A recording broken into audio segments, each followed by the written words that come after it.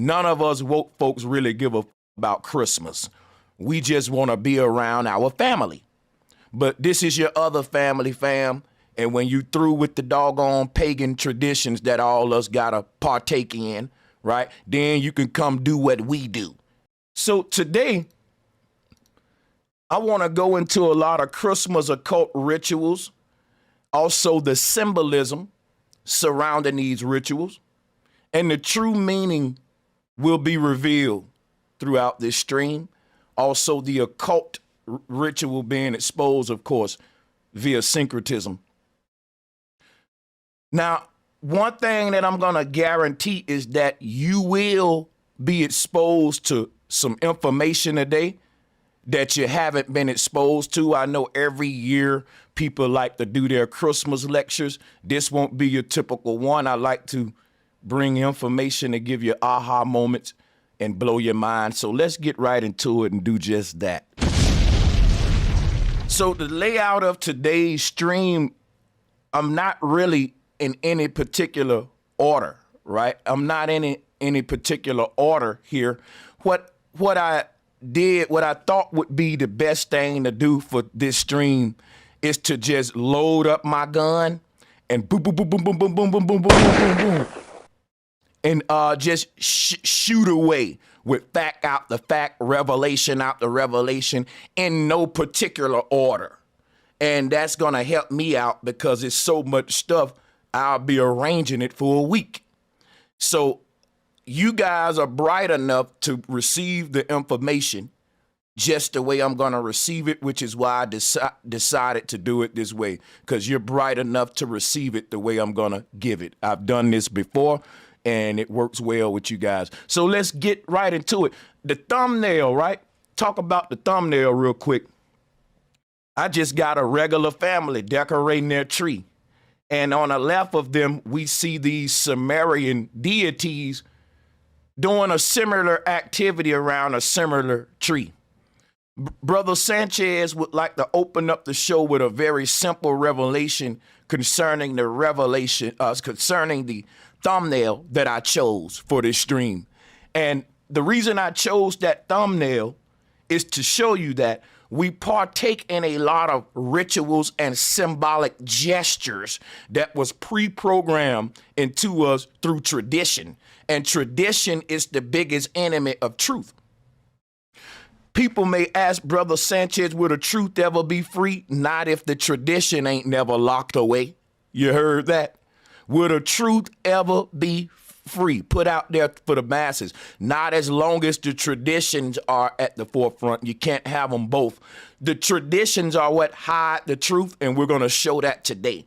So what we have on the right, brothers and sisters, is the traditional behavior, traditional ritualistic behavior. If you ask this family, why are they doing this activity? They will tell you, well, it's tradition. My mother did it. Her mother did it. Her mother did it. Now, that's not a real reason for why you're doing something. Like if somebody asks me, why am I changing my tire that's on the flat? I'm going to say because it ran out of air and my car can't drive on a flat tire. Now, imagine somebody saying to Brother Sanchez, why, Brother Sanchez, are you changing that tire? And I say, because my daddy did it. Yeah, my daddy changed his tire all the time. That ain't really the reason why. I mean, that would be the how, because daddy taught me. I watched daddy. But the real why is, well, because I'm on a flat and the car can't drive if it's on a flat. If you ask a person why they do certain traditional and learned behavior, they'll tell you, well, because they did it. He did it. She did it. Even in religion, we will say, well, Jesus did it. Well, the Bible say do it. That's not a real why. You're just saying, well, I'm doing it because I was told to. And therefore, you can't get mad when I point out to you that you were programmed and that your activities that you're manifesting are programmed ones and not conscious ones that's coming from the true self. Any behavior that a person partakes in, and it's suggested behavior. It's subconscious program behavior. It's now a ritual that's being carried out unknowingly by that person. When we say the word ritual, we don't want to make it spooky, like someone sprinkling some little dust on you and taking over you and stuff. It's sleight of hand on a mental level. The subconscious can be programmed. Suggestions can be implanted within the psyche unknowingly. I've actually found out I know how to do this, but I didn't know that it was an actual thing that was used to control people and garner crowds and attention. I'll say this, right? The programming behind the masses is very subtle, symbolic, and if you blink, you'll miss it, which is why I'm doing the stream that I'm doing today. Now, on the right, we have traditional behavior. On the left, we have ancient ritual. What's the difference between modern ritual, ancient ritual? A lot of the ancestors, when they practiced these rituals, they knew the why behind them. And a lot of the modern people, when they practice these rituals, they say, well, because my daddy did it, my mama did it, they daddy did it, they mama did it. My family do it. My family celebrate Christmas. Your family don't celebrate Christmas? Like, why do you do it? Because they did it. I keep telling you why. I'm like, you just know that's not a good why. Unless you're admitting that, well, I'm doing it because I'm copying. It's just programmed in me. Then that's what we need to admit. So the thing is this, why go through the trouble? What's going on here with the programming? Why is the importance of that? Well, the importance of this, the concept of wrapping lights around a tree is a old spiritual system. And if I show you that spiritual system, then you definitely will see what I mean. Let's look at it here. So we all know that the Virgin Mary is Semiramis and that Jesus is Nimrod.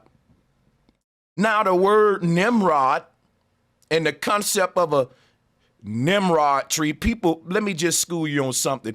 This deity that we're calling Santa, his original name was Nimrod, and he goes by many other names, but this one is important, and I want to talk about this one.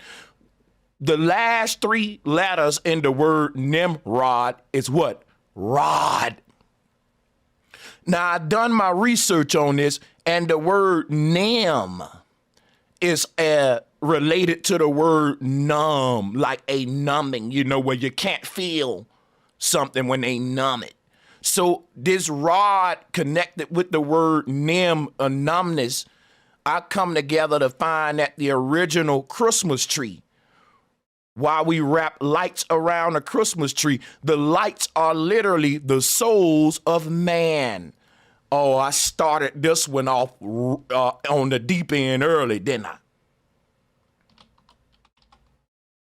Started this one off on the deep end early, didn't I? Well, let me show you what the original Christmas ornament is. The ornaments that we put on the tree, fellas, are to represent the souls of man. Do you see what I'm showing you here? The little balls that's colorful and different lights on each ornament. These people, this Christmas tree is a spiritual system that is representing concepts surrounding the ancient concept of the tree of life at the North Pole. And here's the kicker. The deity surrounding Christmas and the tree at the North Pole, the name is Santa, but I told you that word means center. Center became Santa when they personified the pole. They called the dude Rod. Put a one in the chat room if you got a homeboy named Rod, or a homeboy named Rodney, or a homeboy named Roderick. Broderick is an offshoot of that, which is my name. The name Rod is dealing with Nimrod, is dealing with the North Pole. It's dealing with, and when you see the deities that are synonymous with Nimrod, they all carry a scepter. Show you some more here.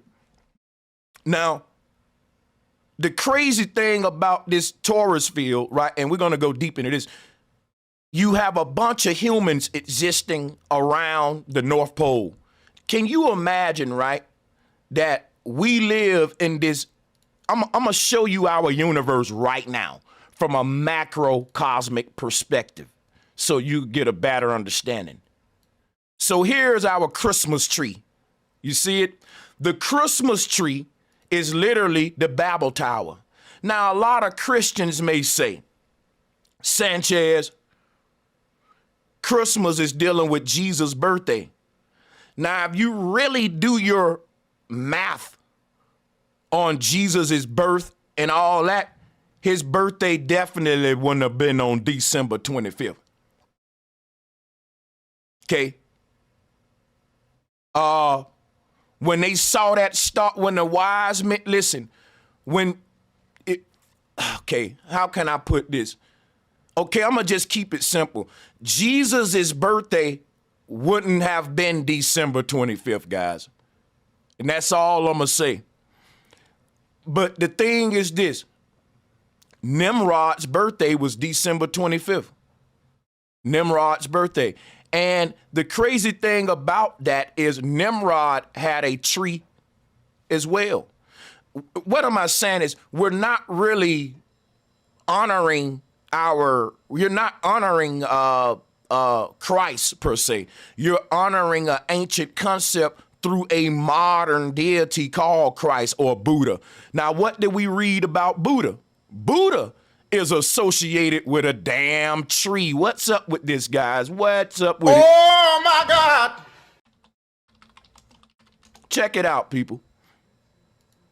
Check this out. Here go the Buddha tree. Why is all of these gods associated with a tree? Now, I'm going to answer that for you. Who read the book of Genesis? Do you remember the serpent that was wrapped around a tree? That was the original form of all of these deities. Buddha, Christ, Nimrod. The original form of all these deities was a serpent. This was before it became Buddha, Nimrod, Christ, and all that. You know why, though? You know why? The original Christmas, y'all, and I'm finna blow you away with this now. Get ready. You know I don't just talk over here. I share my screen and teach with slides and use the internet for what it's for. So look at this, y'all. This is called a Kabbalah tree. And if you look at the Kabbalah tree of life, this became the foundation of all world religions.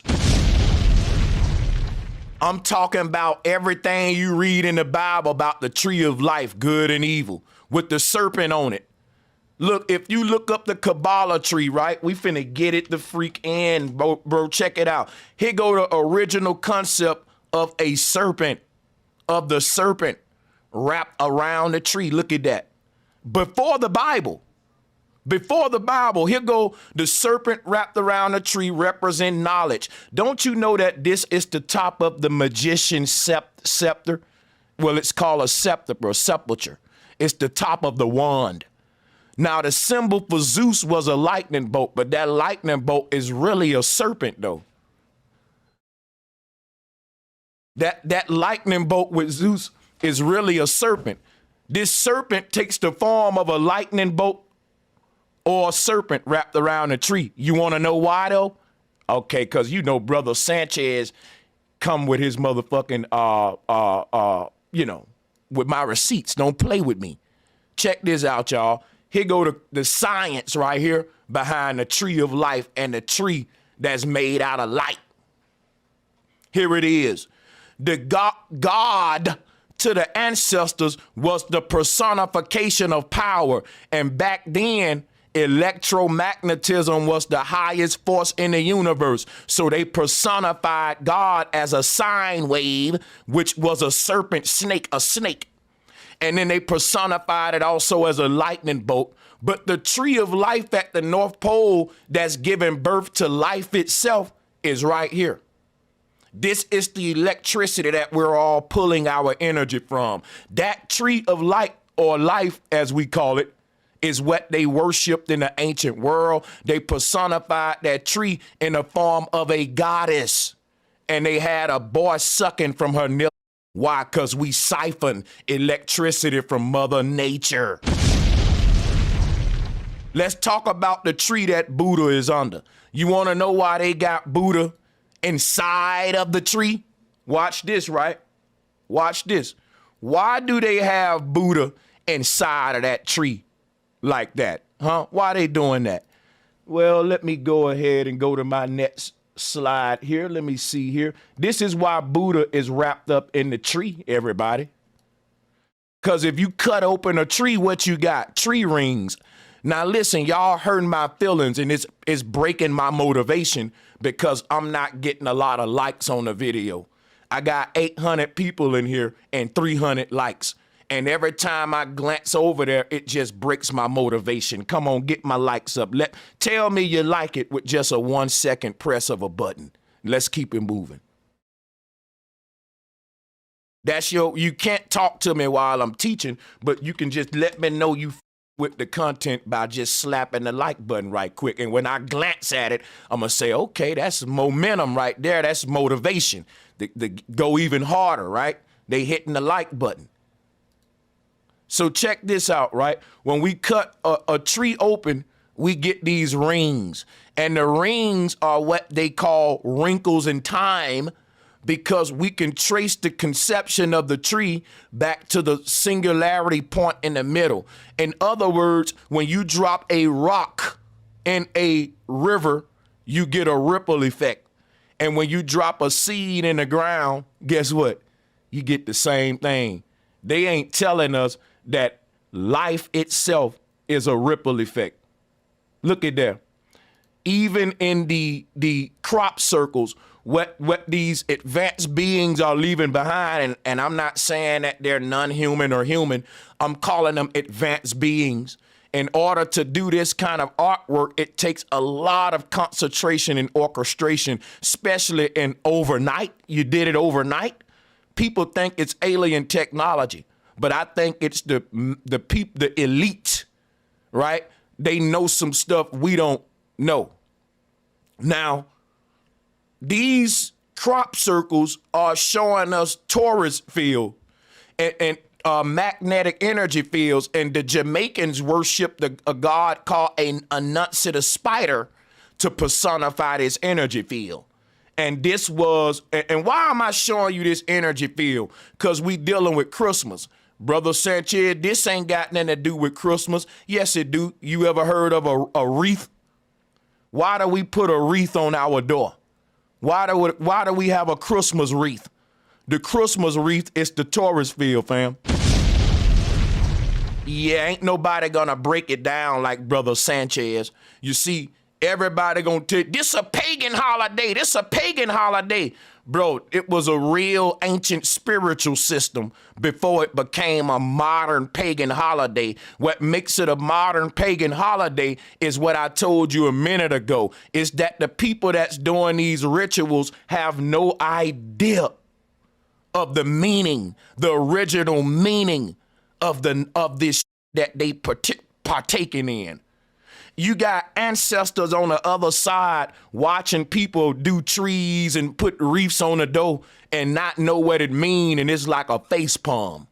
It's like a big ass spiritual face palm. You don't understand that people think they're knowledgeable in this world, but they're really just traditional. They don't know the truth, they know the tradition. And the tradition has hid the truth.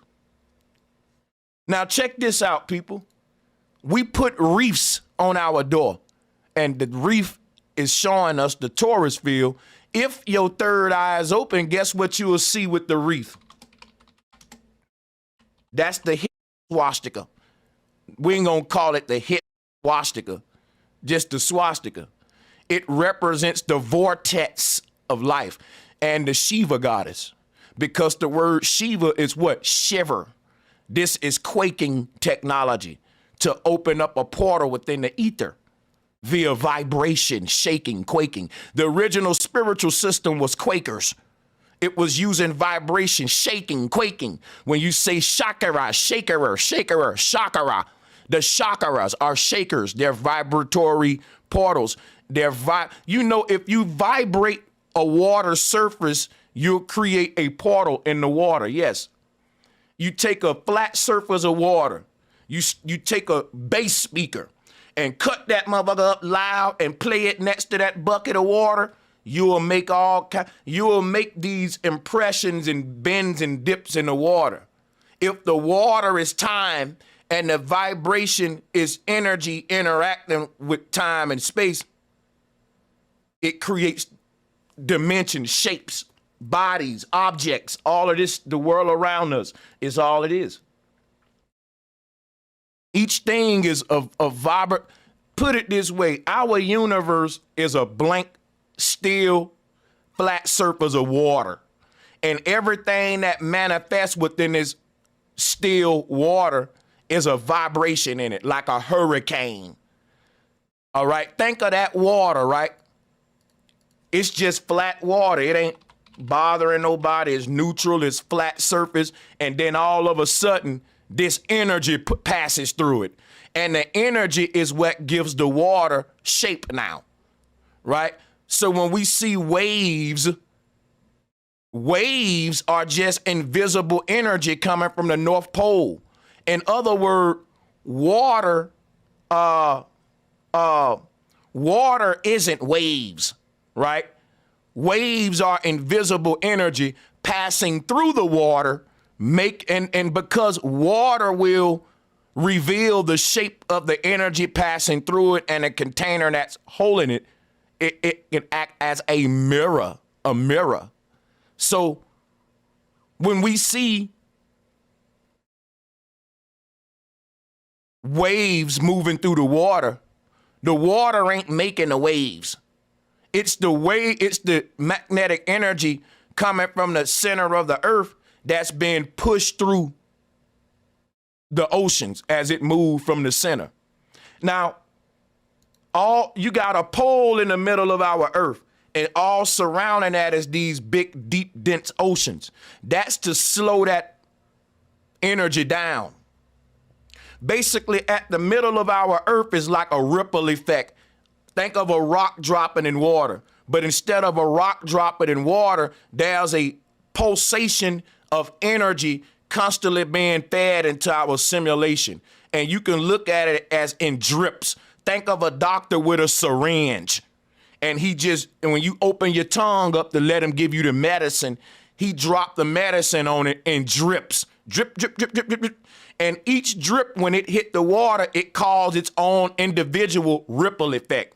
Over time, what happens is the water just keep doing what my hand's doing. Think about what I'm saying. You got a flat surface of still water. Here I come and drip a drip into it. Bloop, the water gonna bounce and have a ripple effect. If I keep dropping the drips, the water just gonna keep doing this. And that's what we see when we go to the ocean. When you go to the ocean, you see the water doing what I'm telling you it's doing, in and out. Inhale, exhale. It's following a certain pattern that's coming from the North Pole. Now, this energy that's being pushed from the North Pole, right?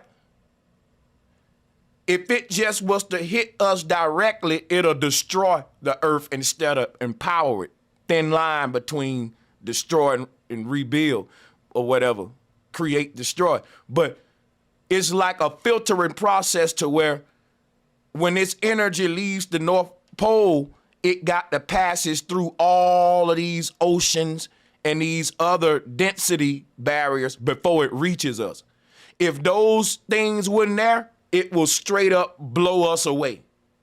So the energy have to be filtered because the same energy giving us life, if it's delivered too strongly, it'll actually destroy it. So this system is so perfect. Now, what I'm telling you about the Christmas wreath, the wreath represents the pattern of the energy, like I said, in and out and round, because we're dealing with a ripple effect, you see? And when you talk about in and out, round, guess what shape you get? Guess what pattern you get? You get this. In and out, round, it forms the torus field, or 6-9, yin-yang, hurricane. Now, what word do we see in the word hurricane? Cain. What word do we see in the word Nimrod? Rod. Why do we see rod? Why do we see Cain? Well, in the middle of this hurricane is literally an invisible cane or a rod that's stirring it up. Yes, that's why. So you want to know, Nimrod is literally personifying the center or Santa, the center of magnetism. And each one of us personifies that. So there's a stirring going on here. And they talked about the witches stirring up the brew pot, right? And this was also what they were talking about. This is the same symbolism. This here is your Christmas wreath, folks. Now, how did they give us this Christmas wreath in the Bible? Brace yourself. I ain't come to play today. I ain't come to play. Check this out. I ain't even got to talk, bro. Oh, my God. I don't even got to talk. I can just sit that there and let that rest right there. And guess what? You will know that I came to do my thing. Now, hold on a second. Let's take a break.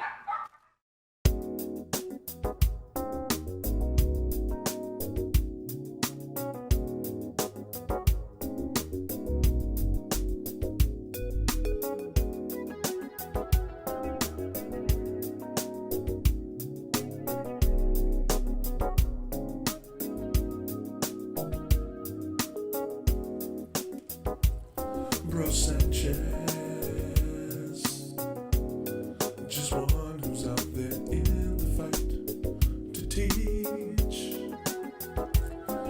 Sanchez, you got the story right, and now I see, yeah. Sanchez.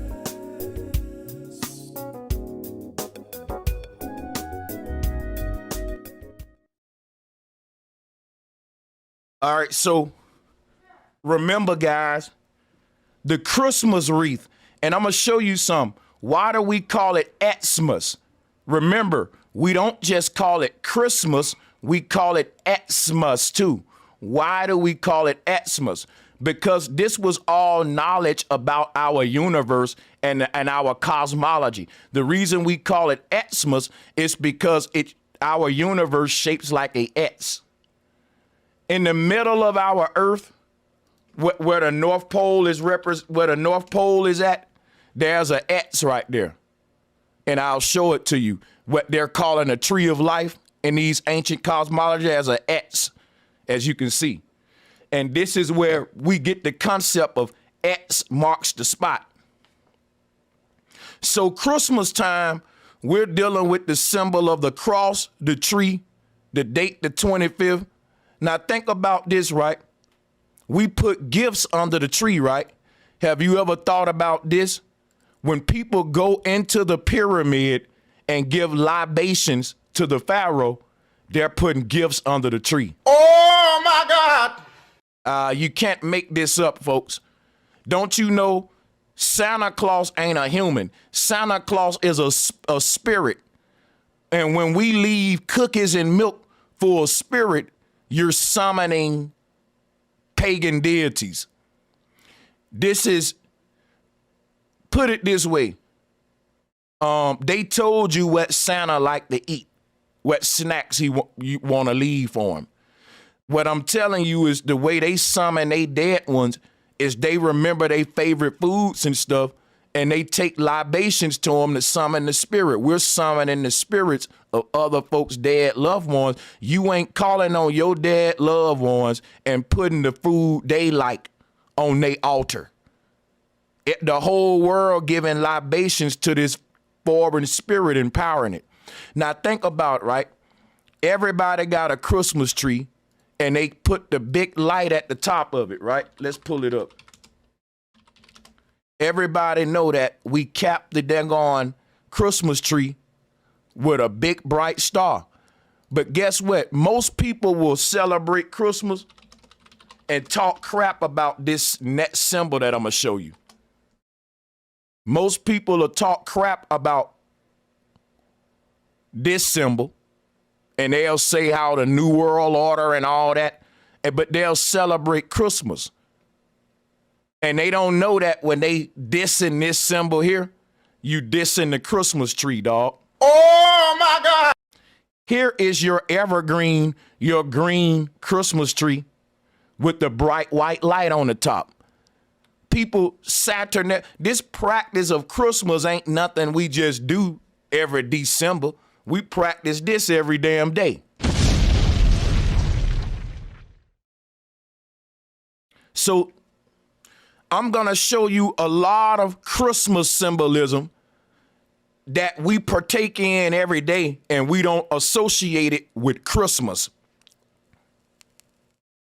After the day, you're going to look at things totally different. This is a Christmas tree, y'all, with the bright white light at the top. And we never we'll never let that Christmas tree just go to a point. We will always mess that perfect triangle up by knocking the top down with that star. And what is it? That's the 5-pointed star of the Baphomet, the devil, Santa, Satan, Santa, Satan. Why do you got the 5-pointed star on your Christmas tree if you're a Christian? Huh? Should be the Star of Bethlehem, right? But watch this though. What's the concept of green? Why is it all green? And why are we wrapping the lights around it like that? Check it out. Here go the Aurora Borealis. From the 4 corners of the earth, all of these ethereal lights, they get sucked into the North Pole and they make a spiral around it. When they talk about the serpent wrapped around the pole, this is what they talking about, fam. I ain't come to play today. I ain't come to play today. Ain't nobody gonna give it to you like this. So watch this, right? If you look at this image, what am I showing you? Are your third eye open? The step pyramid is the Christmas tree, and the soul busting out the top of it is the white light at the top. That is a Ben stone leaving the earth. See, this step pyramid is like a gun barrel. And it's every time somebody die, they leave the earth in their Ben stone. This pyramid don't have one capstone. Every time a soul leaves this earth, you will see their capstone ascend up out the simulation. So this is like a gun. And every time, so when you get to the North Pole, what's happening is this: boo, boo, boo, boo, boo, boo. And every boop, that's a soul being shot off like a bullet out of a gun. Now, every time it boop, boop, boop, that's what creates this ripple effect I keep telling you about, what the ocean's following. Ain't none of that energy wasted. Morpheus told you that this world is powered by the living and the dead. Every time a baby is born, there's enough energy. It's an infinite amount of energy released when we die and when we're born. That's because we're tearing open a portal. And that portal behind this simulation is the infinite. It's infinite. And every human got their own vibratory aura field around the body, and it's layered, each one of us, just by the fact that we're spiritual energy, the form of a human body. Let me show you something real quick so you can make sense out of this. Because it ain't just, I'm giving you back the spiritual system that we lost behind the holiday rituals. So I'm not just saying these are rituals and we don't know the real meaning no more.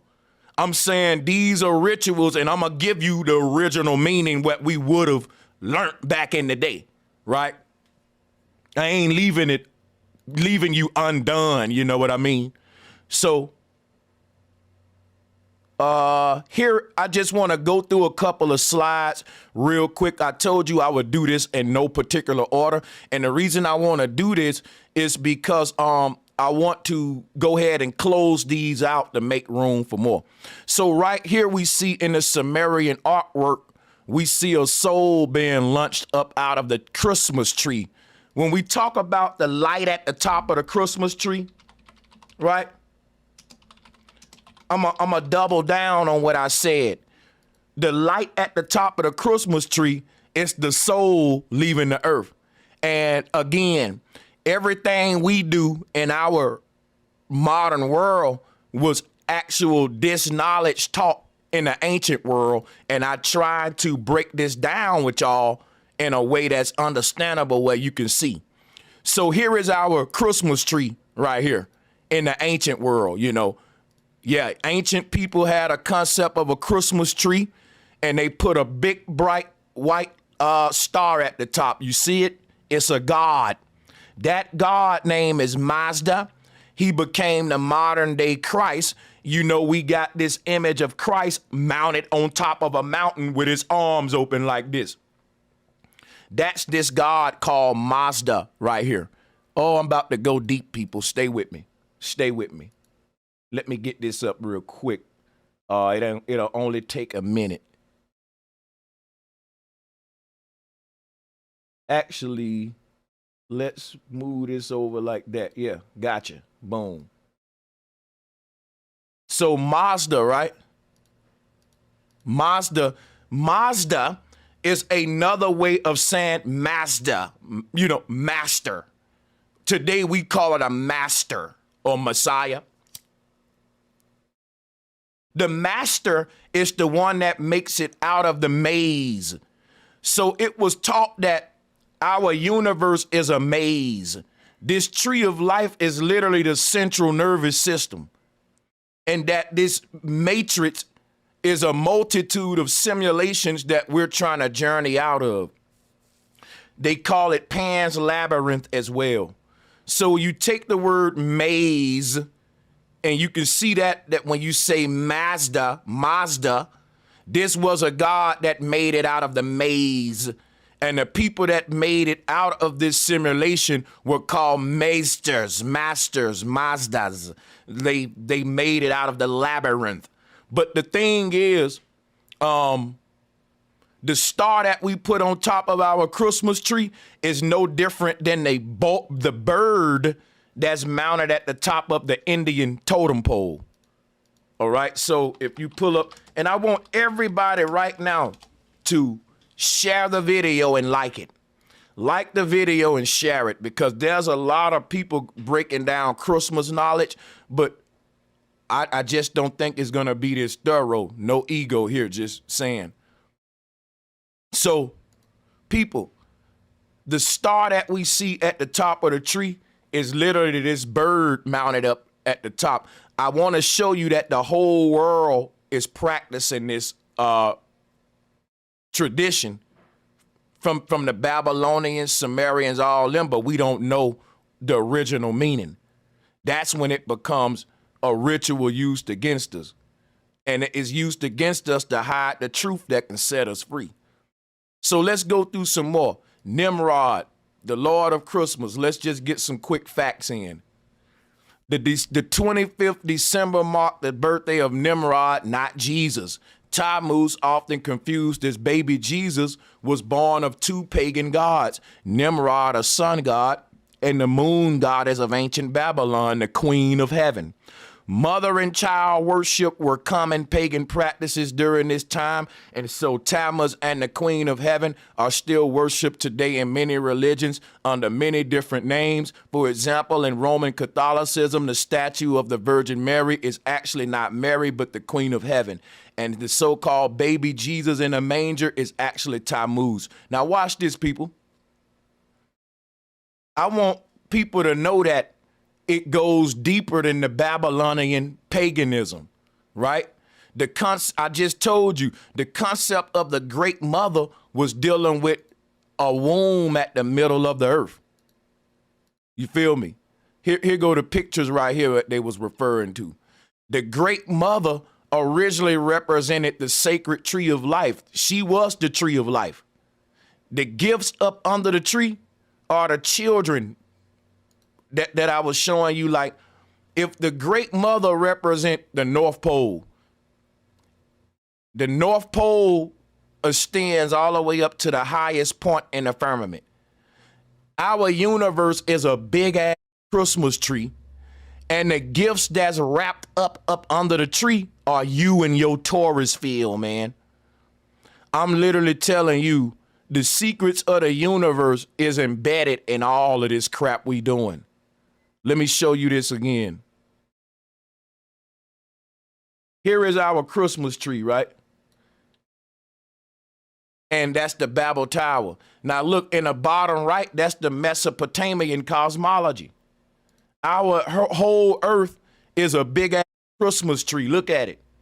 And at the top of it, guess what? It's a big bright star called Polaris. It literally knocks the top off the Christmas tree and it replaces it with a portal that's allowing us to leave the Christmas tree. How do we get out of this thing? Well, at the very top, there's a bright white light. That's the exit way up out the mug, the throne of God, right here in the Hebrew cosmos. So we're inside of a Christmas tree, and the star at the top is literally the portal shining to the way out. Everybody see it when they having a near-death experience. So climbing the stairway is the tree itself. But when you get to the gates and the light open up when you open them, that's the star at the top. This was all a story of our ascension, family. And the lights that we decorate the tree with is literally souls, human souls that are, when people die, they soul exit the body in a little ball, a little Taurus ball. And you can see their avatar or them inside of that ball. And that ball floats up like a bubble in the ocean as if we can see how ascension happens. But that ball, right, as it floats up to Polaris, it don't go straight up. It go up and around the pole like how we wrap the Christmas lights. So if you can get out of your body and look at all the souls that's being sucked back up out of the portal, you will see a big ass pretty Christmas tree made out of living souls. A real tree of life. Not no play. A tree that's made out of real lives that were died and left the earth.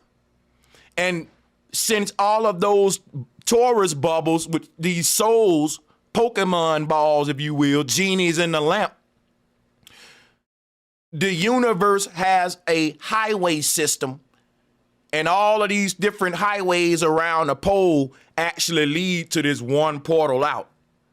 So instead of making all of the lines go into a straight vertical line and crash together at the top, the universe wraps them how we wrap Christmas lights. So you go around the tree as you go up the tree.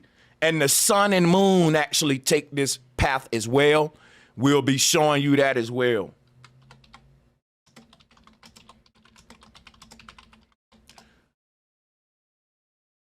The way that we wrap lights on a Christmas tree is the sun path over flat earth. It's all dealing with the knowledge of the universe. Check it out. When the sun, listen, what happens? When the sun get to the very top of this Christmas tree, guess what happens? It never lines up with Polaris. It goes back down. You know why? Nothing inside of this simulation can stand directly up under the Polaris because you ain't built like that. In order for you to get to 0 degrees or to, remember what I told y'all? All of these lights lead to a star at the top of the tree that's knocking the damn Babel Tower down. And The sun can't go in the middle of that portal. Ships can't go into it. Planes can't fly over it. Because that's literally what's projecting all of us. That's literally what's projecting the sun, the moon, me and you, the plane, the cars, the boats. We're in a simulation. So how can something that's being projected by the light of Polaris stand in the light of Polaris, if that make any sense? You feel me? So it's like nothing built in this simulation will make it to 0 degrees unless it crosses over or eclipse or death. And that's what the sun, the moon do with eclipse. That's when they go there. You got to transport out the body. So nothing goes there physically, and not even the sun. But that's what I'm saying. Like, the sun knows what's there. All the energy kneels down and bow down and turn back around right there. That's why they said every knee shall bow. Everything that makes to this center point has to, it either have to transform itself or bow the down and turn around and forfeit. You're not more powerful than this vortex there. So the thing is, this bright whirlwind of light becomes the star at the top of the tree, and its spiraling energy becomes a invisible magnetic vortex, creating a stairway to heaven in the middle of our earth. And even the sun and moon are following that electromagnetic vortex, which looks like a Christmas tree. The sun, as it goes lower, it widens the circle. As it goes up, it tightens the circle, because it's not just doing what it want to do. It's carving out the path of an invisible magnetic tree of life that is responsible for everything in creation. And the sun is so accurate that when it reaches the top of the tree, it knocks the tower down and turns around so it can cap itself off. So this is the knowledge of everything. Check that out. There go your Babel Tower. So the star at the top of the tree are the open gates with the light shining in. They took this stuff and turned it into modern day rituals that mean nothing but making corporations rich. We don't even know that we the gifts under the damn tree, y'all. We're the gifts under the tree, wrapped up in Taurus field. Unwrap yourself and release the contents therein. That's what they're scared of, brothers and sisters. This Christmas, we're going to unwrap ourselves. This Christmas, we're going to unveil. This Christmas, we're going to open our eyes and our gifts. See, when we open up the mind, we release gifts from the soul that changes this place. Because all of our energy creates a template and a feeling, a collective energy here. And once we go to changing it, they get scared. Let's check out some more stuff, guys. Check out some more stuff. So again, all of these pyramids around the world, they got everybody and they mama taking trips to the pyramid, talking how great the pyramids are. And you're just practicing Christmas all year round. That's all I want to tell you. Why you think, Brother Sanchez? See, I got an intuitive spirit. And I've been fighting Freemasons my whole career. And I know that they glorify Egypt and that they glorify pyramids. And now I'm making more connections and I'm realizing, oh, yeah, the whole world is a Babylonian. And I'm telling you, every single human walking this earth damn near is a Babylonian. We follow the way of the Egyptian and the Babylonians. And you, in some way or form, you're following their practices. You may say, well, Sanchez, we don't mess with Christmas because we're Kemetic people. We take trips to the pyramid every year. You still celebrating Christmas then, buddy? Yes, buddy.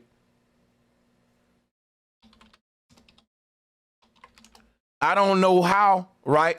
These Kemetic folks don't see that when you go to the pyramid, y'all are a bunch of children around a big ass Christmas tree. They got people celebrating Christmas everywhere, basically. You don't know it's Saturnalia everywhere. That's the only religion on this earth. Ain't nothing else. They got the idea of differences is an illusion that they using on us when they all know the truth. We all are practicing Babylonian spirituality. Why you think every country got an obelisk, a pyramid? Every country, same shit in a different way. Now check it out. All of these, you got people going to this pyramid damn near every year saying, we don't celebrate Christmas. Yes, you do. The pyramid is your Christmas tree. People celebrating this all around the world and everybody think they doing something different. And they got the whole world practicing this shit. So let's look at some more concepts. We just start, man. I ain't gonna stop to like 4:45. We got a lot of time, and I might even have to do a part 2. It's so much stuff. So why they call it Xmas? Again, X marks the spot at the middle of the earth. See, this is Mayan symbolism that adopted, that the Jesuits adopted. Can't you see the Jesuit cross? Can't you see the swastika as this thing turn around? That's really the star at the top of your Christmas tree, or what the Mayan called a sacred bird right here. Let's talk about Christmas, right?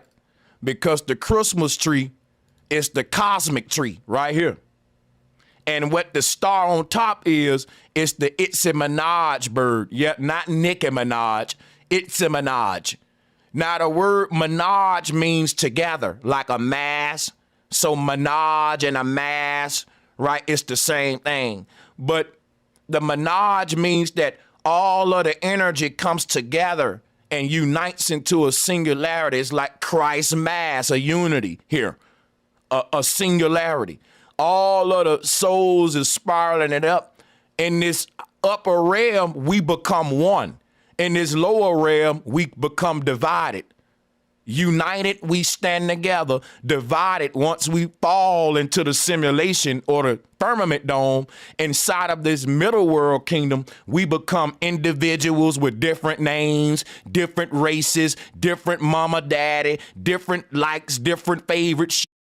But once all of the individuals in this middle world rise up to the upper world, Plato called it the Platonic realm. He said there is no polarity, there is no duality. There's like this state of bliss and unity, a mass of souls that are coming together to become one, and that they're creating this sort of heavenly state, maintaining it together.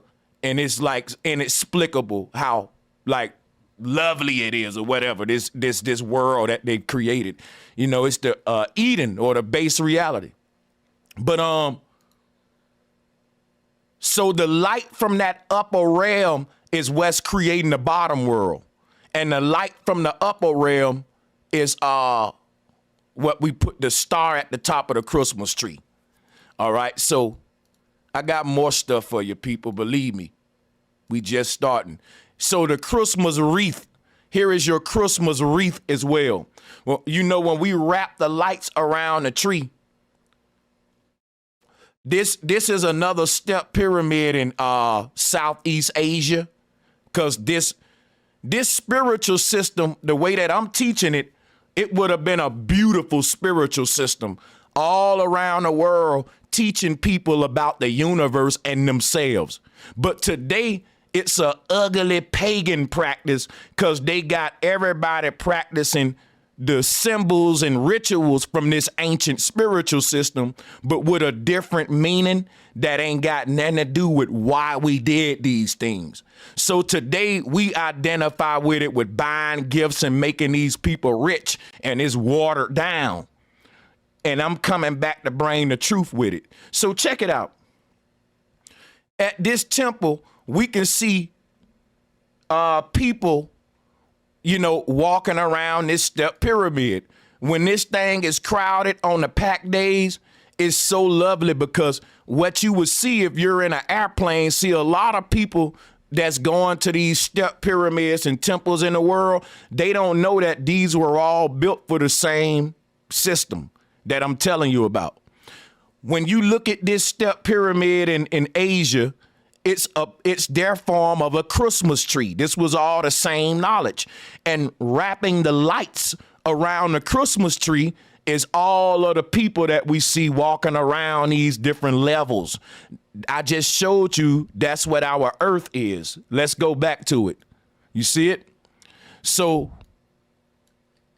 if you go to that that step pyramid, I forgot the name of it offhand, but it doesn't matter. It's based on Mesopotamian cosmology, ancient cosmology of the Netters. And you have to ascend up the stairway all the way to heaven up here to get that grand view. But the thing is, right, when you see people walking around this thing and climbing up and down it, like I said, in and out, round and round, it's the secrets of the Taurus field. And that's what this tree is mimicking. And even our body in meditation. Okay, so if you look inside of the grand temples around the world, they're built off of a Christmas tree style. And the top of it, there's a antenna on the outside of the church where the soul would have been left the earth in the form of a radio wave. That's why the root word of radio is what? Ra. Ra, the sun god, which also appeared as a bird, was also seen seated on top of the dome in a lot of the architecture, just like we see Jet Li in the movie The One, who was traveling the universe and the multiverse to collect all of his energy, to compile it into one grand being. Same concept all over. This is one spiritual system we all knew. The light coming out the tip of that tree is the soul leaving the antenna. This tree is a big antenna.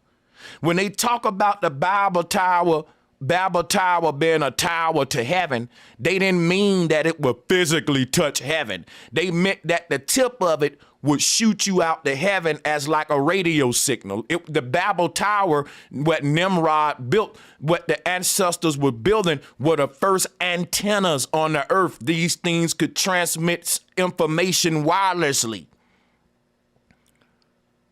This is what we figured out, how to send signals through the ether. This is what all of these machines are. We're calling them monuments. We're calling them temples and all of that. They're machines. We just forgot what spiritual technology looked like. But let's keep moving. We got a lot to go over. The concept of putting ornaments on your Christmas tree, wrapping it with the lights and all that. Look, this is the Kabbalah tree, right? You're practicing Kabbalism, and you should know what you're practicing. No one should ignorantly engage into activity and ritualistic behavior that they don't understand the historicity of, but that's what we do. That's what we do.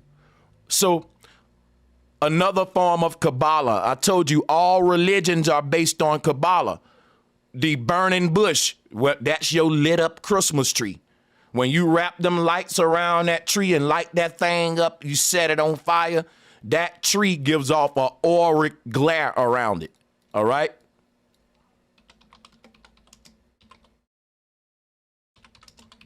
And they said God spoke as a burning bush. Why? God is the serpent called El. They also call him eel because an eel looked like a serpent too. But that serpent that spoke on a tree was God. A lot of Christians, let me school you on something. Back during the time when Genesis was written, the spiritual system that would have been during those times, the god El, there was no red dragon form of the devil with a pitchfork. You had the god El, and the serpent that you saw in the Bible was the first time that a serpent appeared in Christianity wrapped around a tree. And in fact, this represents the beginning of Christianity copying itself from the Kabbalah. Christianity starts with a serpent wrapped around a tree. Remember that. Christianity and that serpent was talking. Later on, that same tree, that burning bush, was talking. The serpent is the fire that is engulfing the tree when Christ said, I am the light. The light that's leaving the tree is the soul leaving the pyramid. You know, we got the all-seeing eye on top of the pyramid. That's the fire engulfing the tree. So my thing is, I'm showing you, even in the Bible, the burning bush is a form of your Christmas tree too. Today I'm gonna show you all the symbolism associated with it. The serpent wrapped around a tree is all in front of you right here. This tree is the barber pole. It's all of that. So let's keep going. Here, earlier forms of Santa. You know, today we get gifts from Santa. But what if I told you, what if I told you it was just the opposite? Today we get gifts from Santa. Back in the day, we gave gifts to Santa. Now, today we still give gifts to Santa because we give them the cookie, the milk, we leave them the basically libations. If you look at this artwork right here, here is a earlier form of Santa in the flesh. So what I want to do with this artwork is show you back in the day when they was practicing these same customs and stuff we're practicing today, what it meant and what it really would have looked like. So this Pharaoh, his palace or his kingdom, his throne would have been in the middle of the city. All right, I want you to keep that in mind. Back in the ancient day, the Pharaoh's throne represented the capital. Back in the day, the Pharaoh's throne would have been in the middle of the entire empire. Why, Sanchez? Why they want him in the middle? Because think about it. When an empire is invaded, it's invaded from the outside in. So if you can get past all that big ass perimeter and make it to the throne and get power, you're a bad boy. The Pharaoh's throne was often in the middle of the entire empire for that reason. Soon as the enemy came in the perimeter, he was alerted right there. And it bought him so much time before the enemy made it all the way to the center. So when the enemy comes into your land, guess what he want to know? Where's the center? Saying where's the center is basically saying where's the master? Where's the one seated in the central seat of power? And when they come into your empires asking for the center, they asking for a person that's personifying the central seat of power, or the Santa, the center.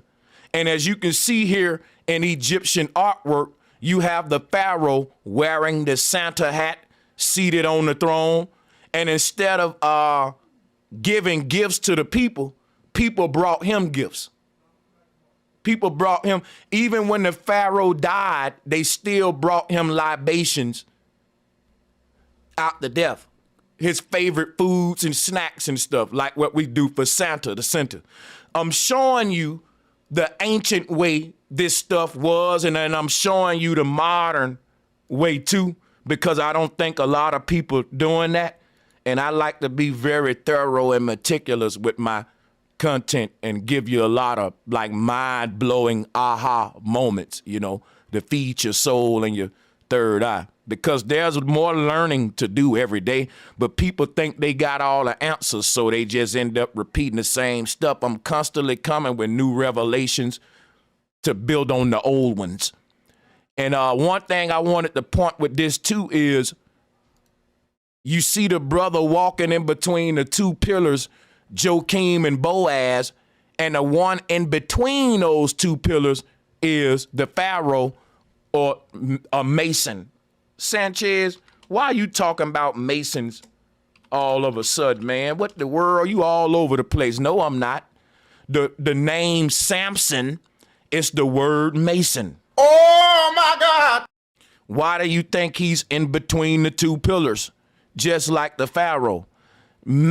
Samson is personifying power. Let me show you something.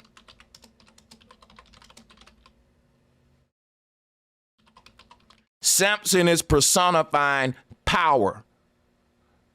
He represents the electricity that's in between the sun and moon. That's you and me. We are the energy that it was a result of the cosmic mama and papa, sun and moon, mater, pater. Even if you look at the Masonic cosmology, you will see that. The sun and moon, the light of them both coming together to create the simulation in all of us. And let me pull that up for you real quick.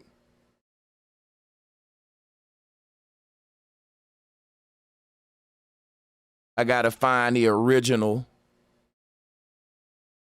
Something like that. Yeah, this is it. Sun and moon, mater and pater. But yeah, it's another one that shows it better, though. The way that the light is projecting is more accurate. Here it is. And they actually got mama and papa. That's what I'm saying. So they got sun for pater, which is the patriarchy, and moon is mater right there. Mater, mother, pater, which is the P. The P is the F sound in a lot of those languages. So you get PH, pharmacy, patriarchy, patriarchy. Pater is fader or father, father. Mater is mother, mother. But when they both come together, look, we get these, what you call it? The sacred geometric shapes. What they call them? It's a name for them. Come on, type it in the chat room. Let me look at the chat. The universal polygon. What's the word for that shit? The platonic solids. Yeah. But it's all of these different sacred geometric shapes, and each shape is showing you how the elements come into manifestation. And I think it is the platonic solids. So what we see, mater and pater gives birth to the periodic table of elements, or the platonic solids. Yes, thank you, Alex. So, and from the platonic solids, manifestation, our entire holosphere is in this bubble right here. And all of the sacred geometric shapes are recycling themselves in this torus field. This thing is constantly morphing through all of the shapes, and it looks like a twinkling star. Basically what the stars are doing. Every time a star twinkle, it recreates itself, or death and rebirth, and no twinkle is like the last one. Ain't that amazing? Every time a star twinkle, it's a new twinkle. It ain't never repeating itself, because it's an infinite amount of possibilities by which that star can twinkle, and it's just exercising every last one of them when you look up at it. You're seeing that star say, I got to do the process of elimination and manifest each version of myself. That star be twinkling forever. It'll never eliminate the infinite possibilities of what it can be. And that's what life is. You twinkling forever, man. Life and death, rebirth. You got so many different manifestations to undergo. And each one is better than the last one. So, I mean, this right here too, just to show you, as you can see, this is your Christmas tree with the star on the top, as you can see. So throughout this video, I want to keep that theme of showing you Christmas symbolism with it. And as you can see here, the light that's in between those two pillars, Tesla recreated that. And we see that here. And they turned this experiment. Well, this experiment, you know, it was done in an ancient world because you got Adam and God hands touching. And people want to know why is this so important? Because God represents one pillar in heaven. Adam represents a pillar for the earth. This is like, if you really look at it, this is the Christian version of showing us this. Like their two hands touching connects heaven with the earth. And that's what we're seeing in this spirit. Like when the yin is connected with the yang, when the up is connected with the down, like polarity. And this is what we're getting here from these two coils. And you know, if they wanted to personify this right here, when you fire these things up and you see the electricity coming from both of them, when it finally unites and touches each other and it makes a bond with the field, we'll get artwork like this, in my opinion, right?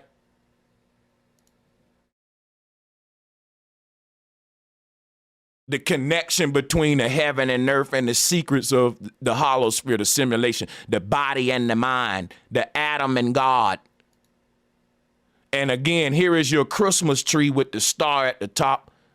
But let's move on, though. We got more stuff. Now, I was talking about how the throne is in the center. That's based upon the cosmology of the ancestors. The seat of power was always in the town center, or what they call the town square. Why? Because often in the ancient day, when you went to the center of the empire, it was like the World Trade Center square. It was like when you look at Mecca, the big Kaaba cube, and they got this big square pit that is sitting in. And basically that black cube with all of them people around it, all of the people wearing white, they represent the lights. And the black cube represent the dark tower, the tree. So wrapping the lights around the tree, we see that in Mecca. We see that in Mecca with the people going around the Kaaba cube wearing white to symbolize we are the light. We're the tree of life. All of these rituals we partake in, what makes it sick is that the people not telling us how deep this is, and that it's basically soul harvesting at this point. Because like I showed you on the other picture, you got people visiting that temple in Asia. They walking around this step pyramid, and if you can see them from an airplane view, right? Let's pull that up again, because that's what I really want y'all to grasp. Like, it's really deep when you think of the rituals we partake in. Hold up. You know what? I want to pull it up on my side over here. Hold on.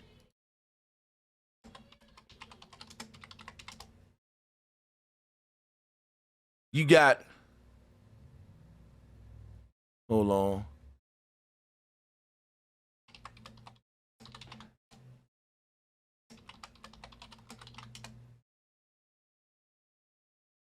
Okay, so I want to go back to that picture I had. Let me get this real quick. My bad.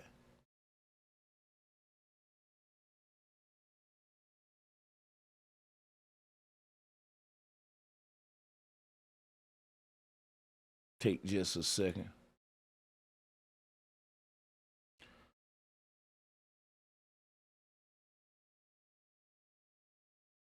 Here we go.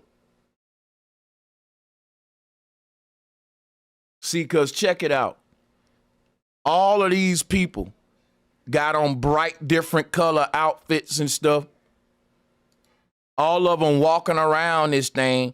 And from a God view, they don't know ritualistically on a macro level, they are the lights wrapping around the Christmas tree. They're personifying the ornaments. Now, I always wondered, right? When you say the word ornament, why the hell is what that got to do with somebody's mind? Ornament, government, mentality. What does an ornament on a Christmas tree got to do with my mind? It got the word M-E-N-T, mint.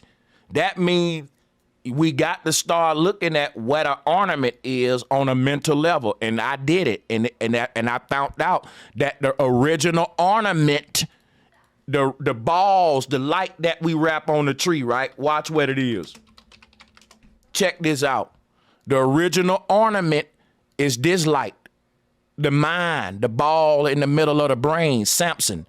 There's a light in the middle of your left and right brain. Just like there's a light in between them two Tesla cars. Samson represent the light in between the two pillars. This is what your light is. The light that we see engulfing that tree, this light right here engulfing the tree, that's the mind in the middle of the brain. Right here. Boom.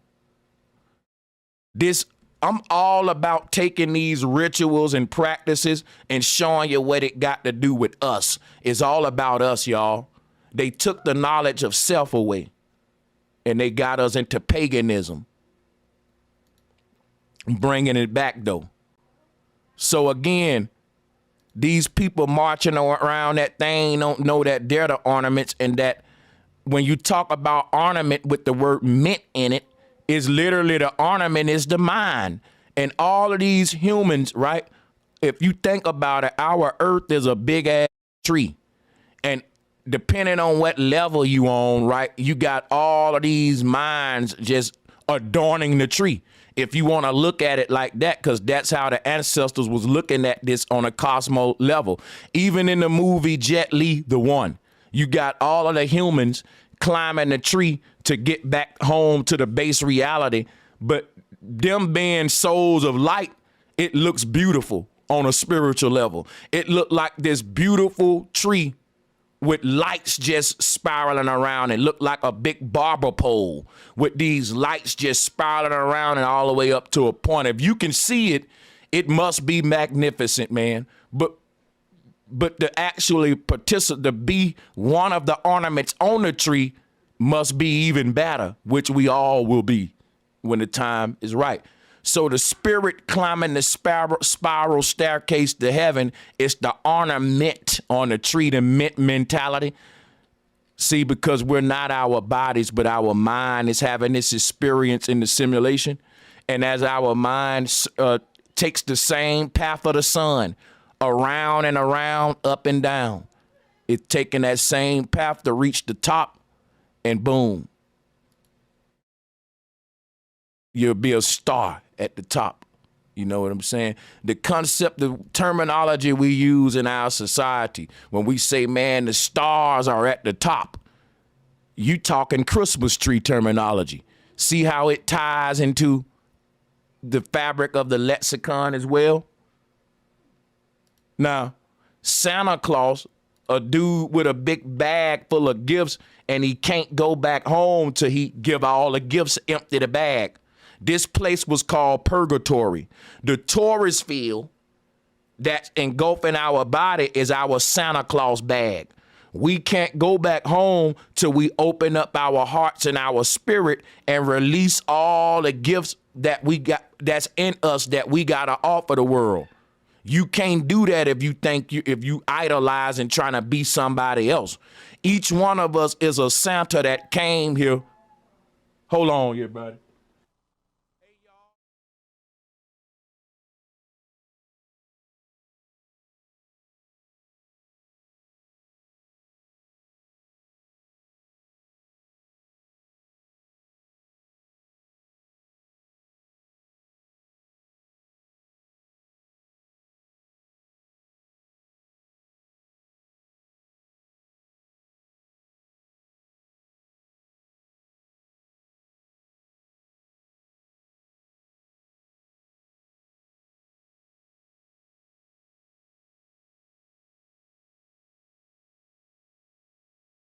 So there's a lot of symbolism we got to go over. Let's hop right back into it, though.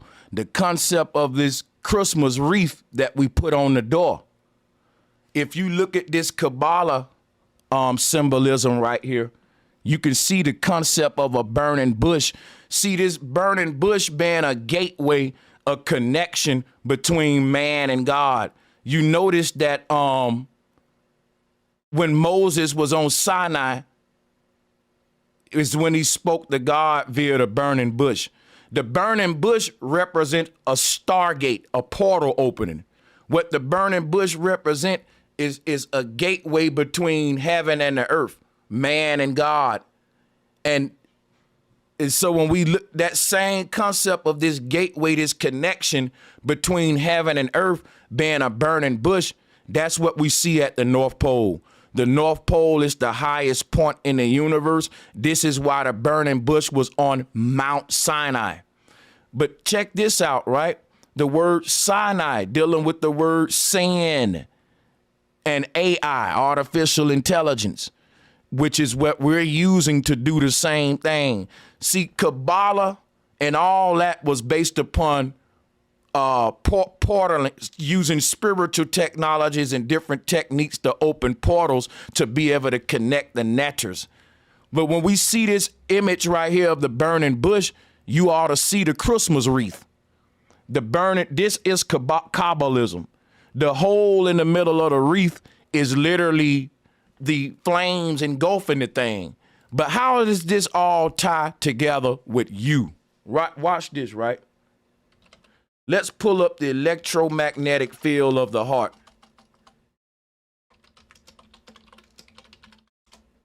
If you look at the electromagnetic field of the heart, you will see that emanating from the core of all beings is the most powerful electromagnetic energy in the universe. Let me say that again. Emanating from the core of all beings, the energy gets from its strongest point to its weakest point. And when we talk about holographic projection, if you pull up Pop Smoke's hologram, you'll kind of see what I'm saying here about how we're all holograms. If you look at the electromagnetic field of the heart, you'll see this bright white ball at the core, and then it's expanding the energy outward. The body is just a form of that energy as it expands, manifesting into different shapes, just like I showed you in the Masonic universe. As the energy expands, it'll go through all the different sacred geometric shapes, and you'll manifest under a different torus field, creating a different version of you, each manifestation, because this temple has a lot to do with your template. It gives you an influencing template to alter your versions every time we're reborn and make sure we're changing. But if you look at the way the field looks, right, and you look at Pop Smoke, you'll see the whole Pokemon ball concept. You know, they got the Pokemon. Let me see if I can pull that up real quick. See there? Now, the word Pokemon is the word Pokemon, Pac-Man. Yeah, Pokemon and Pac-Man are the same thing. You got the Pokemon is the American, Pokemon is the original Pac-Man, started from the Japanese. And what it meant was pocket monster. They took the word pocket, they took the word monster, and they turned it into Pokemon. But that is a genie in a lamp. That's the genie in a lamp. And this whole thing is based upon the soul leaving the simulation, the genie leaving the lamp. You see, like we see here, just like I showed you earlier with Mazda. So boom, and becoming a master. And so the gift that is being unwrapped is the soul leaving the body. The body is the wrapping that's holding the gift, which is the soul, and that can't be released, and can't nobody open this up but you. Like on Christmas, if the gift got my name on it, you shouldn't be opening my gift. This is what I'm saying. Everyone is a gift under a tree, and only you can open your own shit. So a lot of the rituals we do for Christmas was literally a spiritual system that we once was practicing in an ancient utopia. Now, with that being said, we can see how this man does look like he's wearing a big Santa Claus belt. People, holography is the secrets of understanding all the occult symbolism. Let me show you another one. Today, if somebody is real big in boxing or wrestling, what do we give them? A big ass belt. Why do we give the master a big ass belt around his waist? See, that's another ritual that we don't ask the right questions. Let me show you something. We just do stuff without asking it. Watch this. Here is a god named Ahura Mazda. The word Ahura, right? The H is solid, so it's really Aura Mazda. He's personifying the aura. He is the Statue of Liberty with the spikes on the head, the blue god. He's another form of it. The one that's mounted up on its own island, like Jet Li the One. This was the spiritual system, people. So he's mounted up. What is around his waist? A big old belt around his waist. Santa Claus wear a big old belt, and Santa Claus is the master. The belt that we wear around the waist, guys. Look at Pop Smoke. Oh my God! Look at Pop Smoke. This is the Van Allen belt, or what they're calling the electromagnetic field of the heart. This is the serpent that wrapped up Buddha. It's said that the masters are immortal. Pop Smoke lives on, unfortunately, as a hologram, a genie, the blue genie inside of a lamp. Look at this light. What color is it? People think that I'm making this up. A lot of these guys selling their souls. They don't understand when you giving your likeness up, that's your soul essence. That's your damn soul. You don't know they own that too. If they ever develop the technology to capture souls, this what it'll look like. And they definitely wouldn't let you know what the hell you signing over. They'll just say, well, it's just your likeness. Yeah, that's your soul. What it say in the Bible? We made in the image of God. The word image that is using right there mean the likeness of God. When you sign your likeness over to the damn label, you literally selling your soul. Like, it don't get more clear than that. That's the spiritual energy that manifests from your body. Them motherfuckers can tell you, quit talking like that because we own your likeness and you ain't with us no more. So you can't even act like yourself no more, damn near. They'll sue you for it. Label a city, hey man, quit using that slang that way because we own the likeness to that character and you're infringing on our copyrights. And you got a damn artist that can't be himself no more. Look at what happened to Prince. But anyway, this is the concept of the championship belt, though, the belt around the waist, dealing with holography.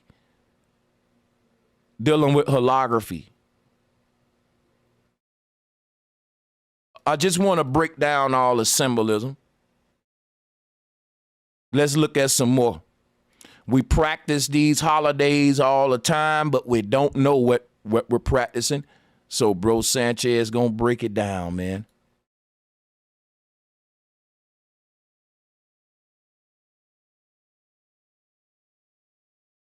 Again, I'm going to leave this up here to promote the debate, and I'm going to load up the next slides. December 30th, 2023, 2 p.m. Pacific time, Bro Sanchez versus Let's Vortex debate. Is hip-hop our true culture, or is it a result of social engineering? I need you guys to be out there, be in the house, be in attendance. This will be a 5-year ending event. Let's talk about the Christmas tree. Get your tickets, guys. The link is pinned to the top of the chat. Forgot to say that. Here we go. So, again, let me go to this Christmas tree real quick. Here we go. So we got this concept of a pyramid leading up to a point where the capstone is broken off by light, by this God. They call this God Baal, and he symbolized electricity. Now, this is technology that they're hiding behind big bull crap, because Tesla Tower was the Christmas tree. If you can look at this thing, right, you got your tree down here at the bottom leading up to the star on the top with all the light coming out, the star at the top. They said that the star at the top represent the god Baal. Or if you think about what I showed you earlier, the eyeball from the all-seeing eye. It ain't just the god Baal. The god Baal is a concept. Why? Why do we see light pouring out of this god that they called him Baal? And so do you put the two words together and you get the god Baal? But the reason I'm saying that is because they telling us to pronounce it as the god called Baal, but it's really a god ball or a Pokemon ball or a genie's lamp. Like the way they doing with the words over the years is just hiding the knowledge and distorting it. So there was a god called Baal, but real talk is that God, in our God form, we are a ball of energy. That ball of energy is connected to this tree. Again, the ornament, the word ornament has the word M-E-N-T dealing with mentality, the mind. In the movie The Matrix, you had all of these humans connected to the tree, the tower. And what was journeying up and down the tower, in and around it, was their consciousness. So they were literally ornaments on a tree, wandering minds, wrapping their journey around and incarnating over and over, up and down this earth realm.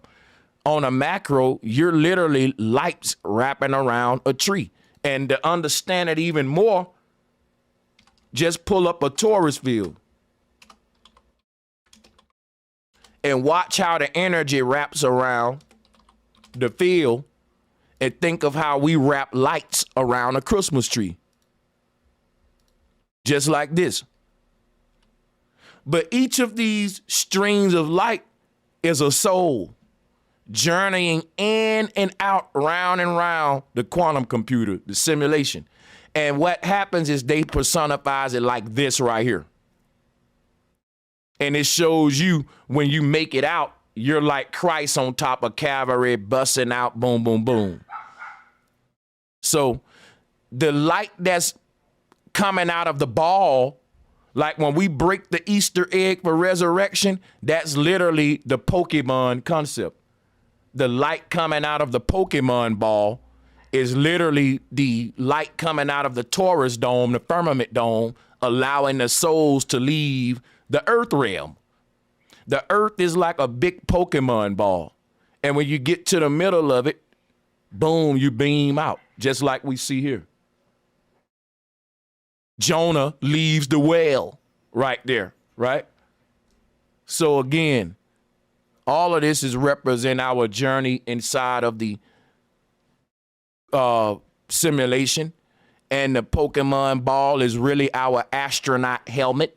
The sperm, the astronaut helmet. We are journeyers. We're explorers.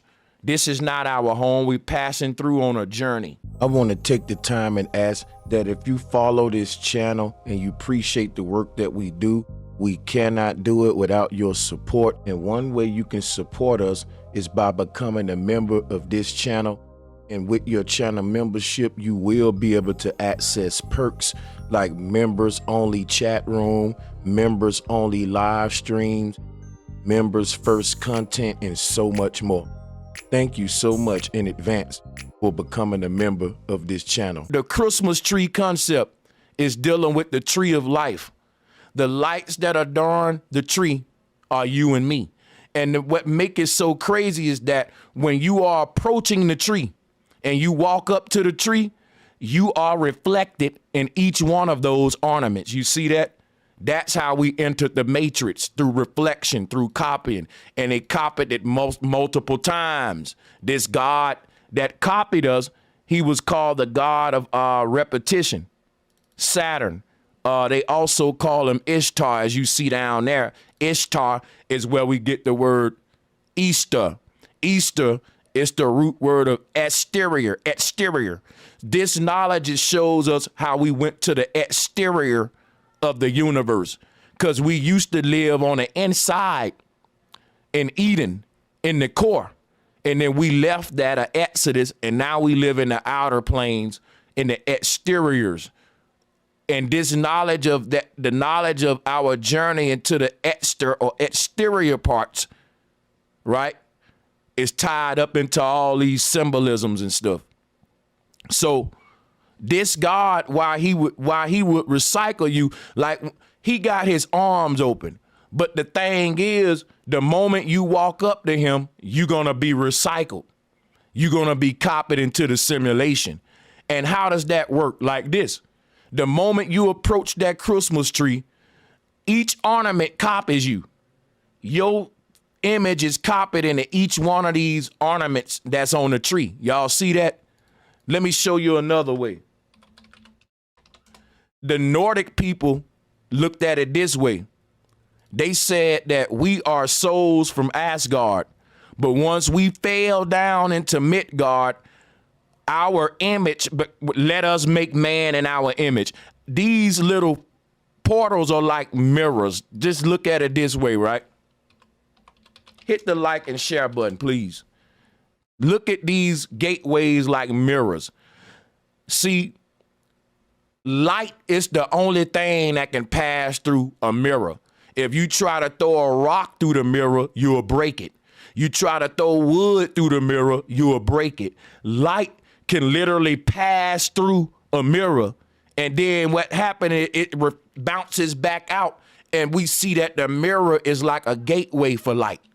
What's happening is once our light leaves the base reality up here and we expand it out into these two first mirrors, the sun and moon, those bounces us all the way down a tree in like a mirror matrix. You ever played the game ping?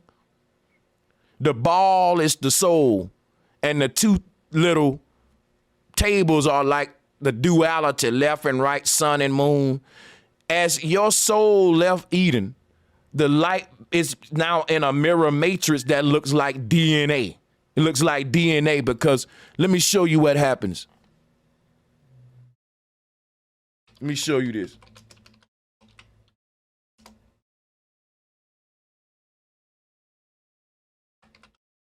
Let me show you. 1 second. If you look at the Eucharist symbol, you will see what I'm telling you. I got to show that again.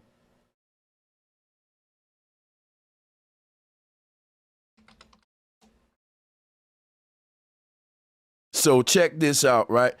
Christ is personifying the same thing. Let me just pull it up from my folder. Pull it up from my folder. Here we go. Once our light leaves the base reality, it enters duality. It splits.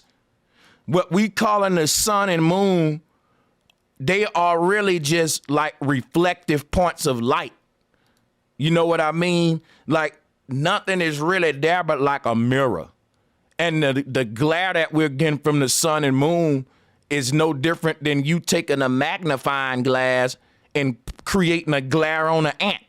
It ain't the real sun, it's the projected, reflected sun through your magnifying lens. Each of these little portals are like a magnifying lens. And it's taking the light from up here and bouncing it through a mirror matrix, like the game of ping. And what that looks like is the Kabbalah tree. Let me show you. The serpent that's coiled up on a Kabbalah tree represents the mirror matrix that I'm telling you about. This is the path of light. That's what I told you. Even the sun and moon are following this path. What happens is when the light leaves Asgard, it spans into two main rays, red and blue. This is magnetism. That's how you get the Eucharist symbol. When that light expands, it becomes sun and moon. That also becomes left brain, right brain. It becomes mama and daddy. Then we see that in the Masonic universe, mater and pater. When that light expands and become the sun and moon, it then hits these two. What the sun and moon are is that light bouncing on this magnifying glass or this ethereal lens. And once it bounces from what we call in the sun and moon, it bounces off those and ricochets downward into other realms. And it's crossing itself like a barber pole, like pew, pew, pew, pew, pew, pew, making an X or a DNA, like DNA. It's making a DNA symbol. This is DNA. So the path of light creates DNA, or the barber pole Babel tower. So, but I'm showing you how it starts, the Exodus from Eden, boom, boom, boom, and this light doing the same thing on that side, and that's how Buddha get wrapped up in the snake. That's how the central nervous system is wrapped up in light, or the Christmas tree is wrapped in light. So boom, just like that. I hope, drop a 1 if y'all get what I'm saying, so that I can know that I'm not, losing everybody. So what I'm saying about wrapping the light around a tree, they told this in the story of Vishnu churning the Milky Sea. Check that out. We look at the story of Vishnu wrapping the serpent around the pole. Here go the ancient artwork right here. Now, this story that we're looking at, right, of Vishnu wrapping the serpent around a tree trunk becomes Christmas today, where we're now wrapping the lights around the Christmas tree. But you wouldn't know that if I didn't break down to you what the serpent originally meant. You see what I'm saying? So now let's go back and backtrack to another concept I want to tie with that one that we was going into earlier from Facebook. Check this out. The Nimrod tree, and this is way before our time, folks. If you look at this right here, right, a snake and a tree, it all began with that. The snake wrapping around that tree, even in Genesis, it began with a snake and a tree. So the snake wrapping around a tree. Even in the Hindu cosmology, look at here with Vishnu wrapping a snake around a tree. And so today we wrap the lights around the Christmas tree, and we really don't know that we're partaking in some of the most oldest spiritual systems on earth, and it's because it become pagan today. Paganism is you partaking in rituals without the original meaning behind them. That's all it is. Is you being dumbed down to the truth about reality through vain practices that hide the truth from you. So you got people wrapping lights around a tree, wrapping them around it, and they have no idea that this story was told with Vishnu. And it's dealing with a very deeper meaning than what we doing today, just making the corporations rich, basically. So you check this page out. Even in Egypt, look, you got the Pharaoh up under the tree. The tree is the Virgin Mary. The Pharaoh is the baby. When they talking about a virgin birth, they're talking about the conception of the soul in the simulation. Later, that becomes a human being born out of a female vagina. But first, it was a soul that was conceived through a stargate called Polaris. In other words, when you came out of your earthly mama, that was your second birth. Your first birth is when you came out of Eden, when your soul left the base reality and entered the portal. Your soul entering the portal is how the chicken get in the egg. It's how the baby get in the fetal bag, because as above, so below. As your soul was journeying to the portal, your daddy was journeying to your mama. And when your soul dove in the portal, your daddy discharged his semen into the mama. What's happening in the heavens is happening on the earth. This why they say that the parents don't choose the children choose the parents. And the Greeks had a concept of the Cupid to show that the son would shoot an arrow at the daddy in heaven before the daddy met the mama. And it'll make the daddy meet the mama on earth so that the Cupid can be born into the earth realm. It show you the baby using their magic to influence the physical world from above. And that's what we are when we're out the body. That was the main benefit of getting out the body, because the spiritual realm influenced the physical world. So what the ancestors did, they said, look, if I want to change anything about this reality, I got to get out of it. It's like if I'm looking in the mirror and a booger in my nose, I can keep rubbing at the mirror all I want, but it ain't going to move that booger out of my nose, because what I see in the mirror just a reflection. This life is just a reflection, and you can't change in this realm by with this realm. The truth is, just like the dude in the mirror, anything about your experience you don't like, you got to change yourself within to change the reality out there. That's why a lot of people ain't rich yet. That's why a lot of people ain't living their dreams, because you think, I got to go do this and I got to go over here and do that and I got to go get this first and do that first. No, you just got to go within and build up your confidence to do whatever it is and quit procrastinating. You got to get over yourself. So the thing is, right, that, it's crazy because the greatest gifts is inside of us, and we don't unwrap our own potential and give those to the world. The concept of Santa got to empty his bag before he can go to the North Pole, that's the Taurus field. And you having to release all of the contents within the self into this world and get his world what you got to offer, right? Before you can leave.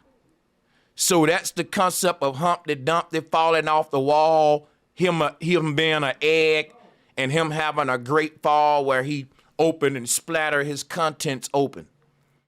That's what we are, humans in a Taurus field. Once we land here, we're to,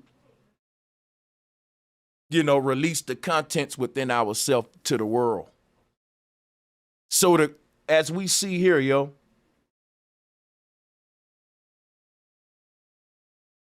you can see the Pharaoh basically emerging from a tree.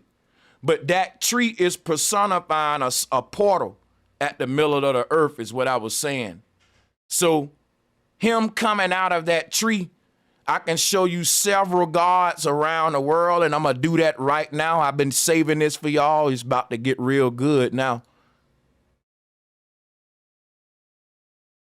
Because this gonna go back to the concept of the wreath. Remember? The wreath. There were several gods like the Pharaoh that when you saw their image, they was wrapped up in like a wreath like this.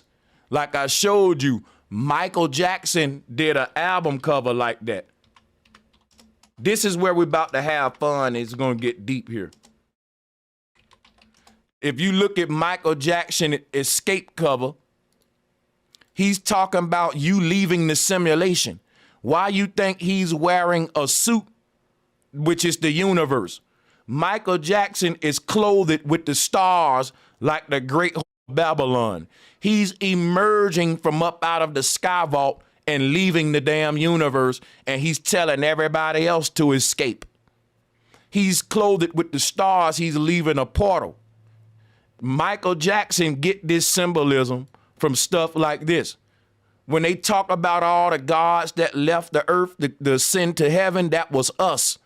And you see this guy, think of a human in a human cannonball pipe, boom, getting launched out. This is what it is at the North Pole. Like I told you, Mario traveling the world through a pipe. Like you see this was a deity. And you see the Pharaoh right here leaving the tree. You see the Pharaoh right there leaving that tree. That's a portal, man. Like I told you in the movie Stranger Things, They showed you the Christmas tree, the tree that's the burning bush, if you will. The burning bush is a sacred portal. They showed us this in Stranger Things. This tree that's lit up is the Christmas tree that we all revere every 25th. Nimrod created a portal. This is CERN technology, guys. The Christmas tree is us worshiping a machine. The oldest technology in the universe is CERN technology, or portaling technology. And we're finding out that we ain't doing nothing new under the sun. The blue Statue of Liberty with all the blue spikes, that's the CERN machine. That's them personifying the all-seeing eye, this machine. This machine that we're building is based upon ancient knowledge. And think of you being inside of a Christmas tree. This is what it'll look like. If you were inside of a Christmas tree, looking up at the roof, you will see a bright light in the middle of the firmament shining the way out. That'll be a hole like this. You see this? This CERN machine literally shapes like a human eyeball, and souls are able to travel through the netters with this machine. And there is several images that I can show you from all over the world of this CERN technology, that it ain't just exists in our time. Let me show you some real quick. Let's do it real quick. Hold on. Check it out. Here go a guy right here ascending through what appears to be a CERN machine. Look at it. Now, if you look at this CERN machine and you think about how a mosque is built, or a dome, or a cathedral, or even the Capitol building, look at it. If you look at the U.S. Capitol building, it's a CERN machine, dude. They're recreating the Babel Tower. And the Babel Tower, the tip of it was knocked off by an antenna. And if you look at this Capitol building, they got one just like it in China. It's the Hebrew cosmos. Let's put it up in China.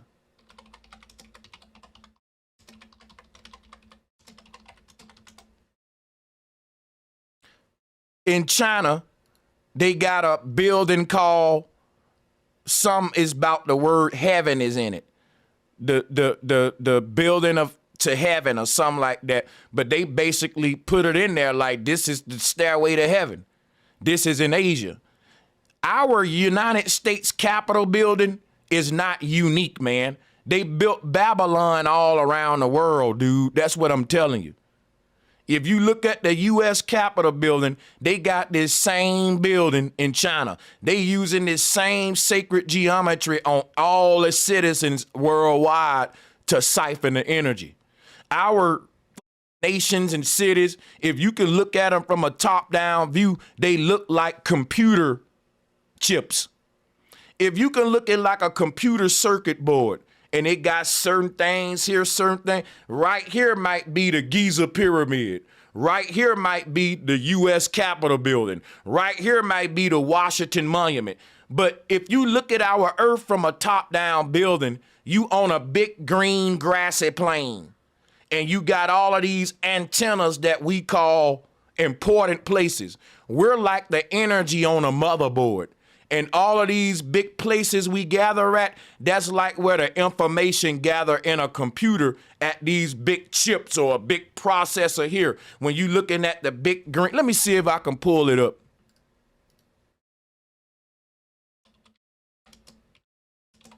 See if I can pull it up. Because we live on one of these.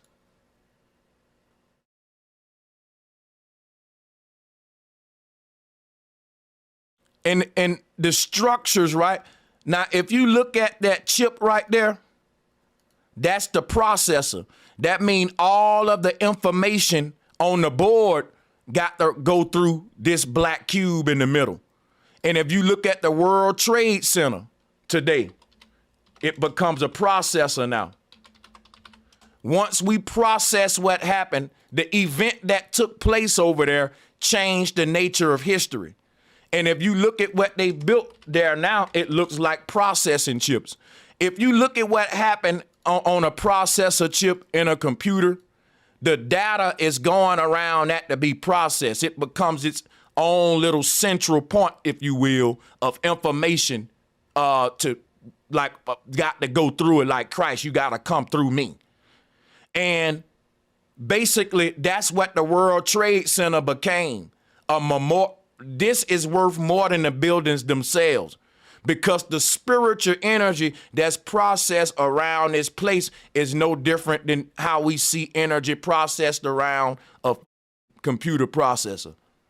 We don't understand we in a big computer and like we're the energy in it. We're the data being passed around from building to building, right? This may be a library. This may be a church. This little box, a mosque. Everybody communicating, going in and out of these buildings, passing information. We don't realize our world ain't shit but a big computer processor. And that the main points where they want us all visiting to, the tourist attractions, is because these are the key points on the motherboard. It can be, you can look at it like the biggest things on this motherboard, like our cities and all the roads, they lead to these buildings on the motherboard. And like the biggest structures that we see on the board, the more data goes through those. That'll be like people visiting Giza, right? That'll be like everyday people visiting the Angkor Wat, right? And what you will realize, if you get high enough above the earth, all of these little tourist attractions are like the main spots on a big motherboard. And that we're participating in these rituals for a reason. They need you to go visit this place for a reason. They need tourism to happen in Egypt for a reason. They need people to be traveling to these particular destinations on the board for a reason. Everything is for a reason. And the reason is literally that you are energy in motion that someone is processing through their system of control and systems of control.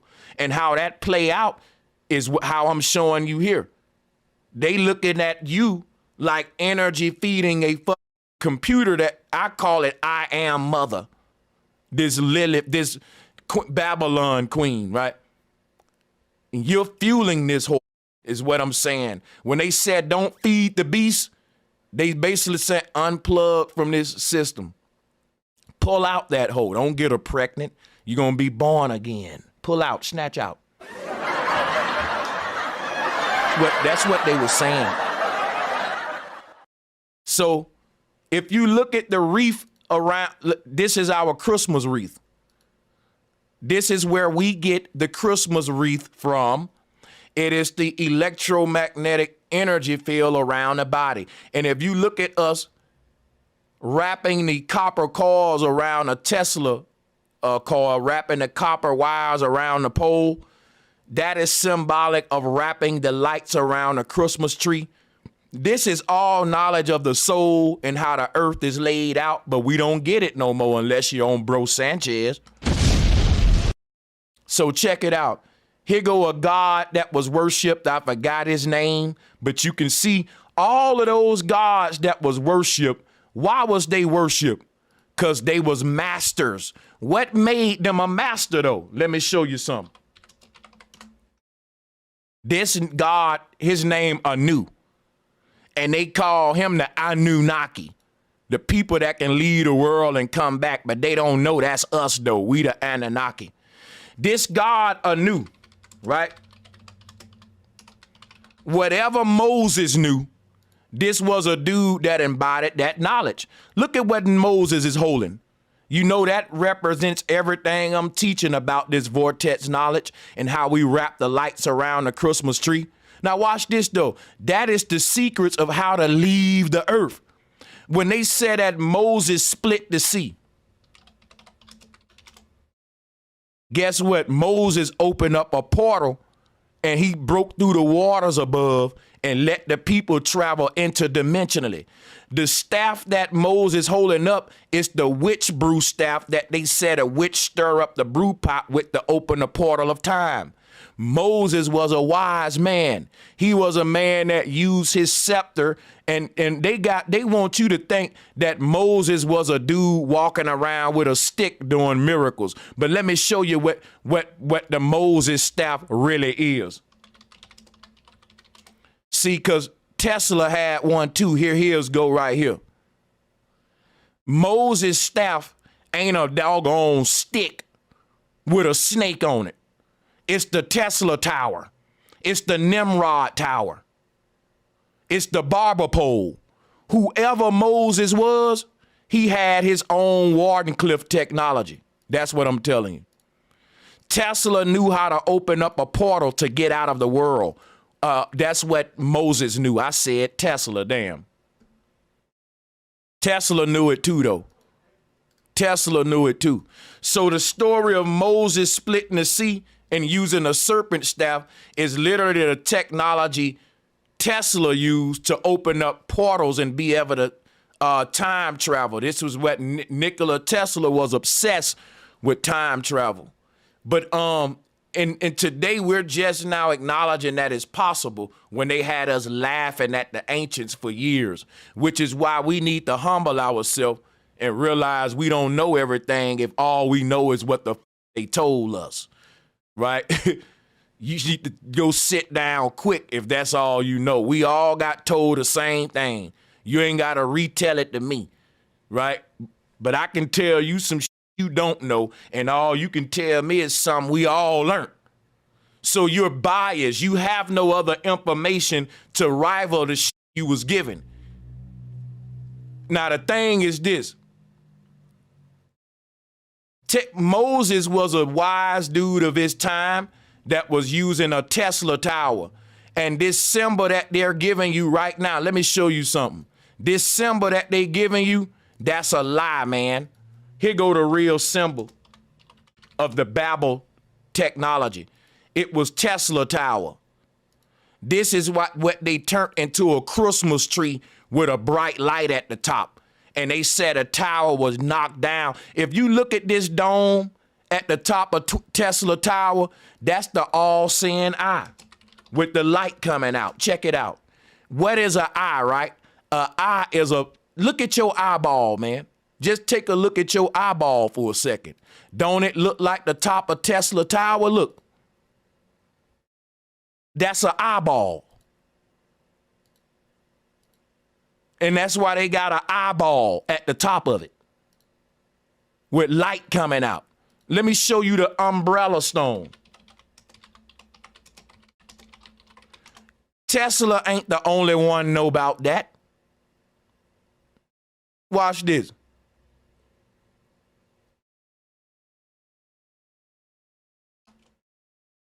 Look at here.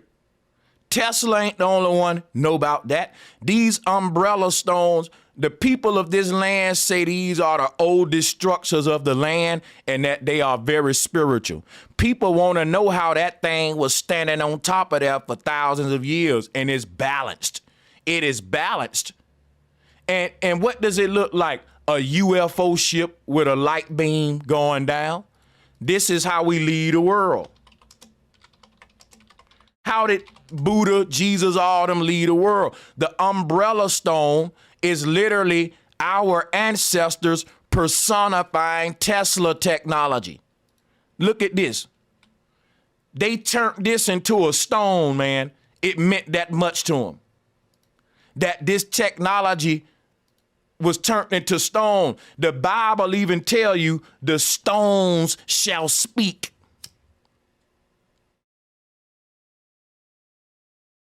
Look at this Tesla tower.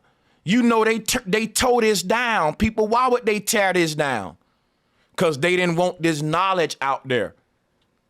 Tesla created the umbrella stone, a working model. Tesla wanted to destroy a lot of his technology before it ended up in the wrong hands. But what happened was it ended up in the wrong hands, and after they reverse engineered it, they destroyed Tesla shit. Now they bringing it back out under corporate names like it's their shit. They own the patents to it. It's really a bunch of Tesla's old patents coming out under Microsoft, Gateway, Dell, you name it, right? It is none of their these are thieves. Stole the man work and even Hitler's work and brought it back over time under corporate names. Now watch this, right? The Christmas tree, you having a tree with a star at the top, that's a Tesla tower. Check this out. I'm gonna blow you away today. I'm gonna show you something about the Ankh, right, in Egypt, right? Everybody familiar with this symbol, right? Oh yeah, that's the Tesla tower too. This is the one secret of all the ancient people. They turned it to a UFO ship. Look at that. Tell me I ain't a bad boy. Oh my God! Come on now. Come on now. You know that's fire, bro. Ain't nobody making connections like your boy.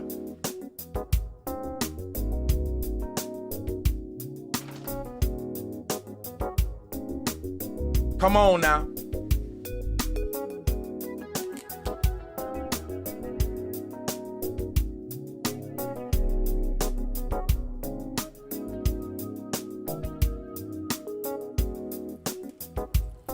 BROSANCHEZ,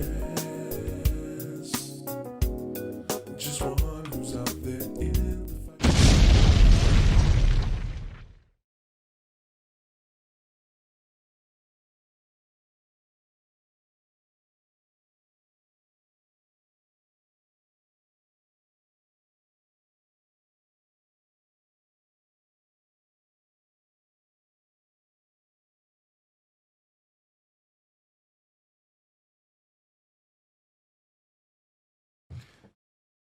The secrets is that it's all about leaving the earth.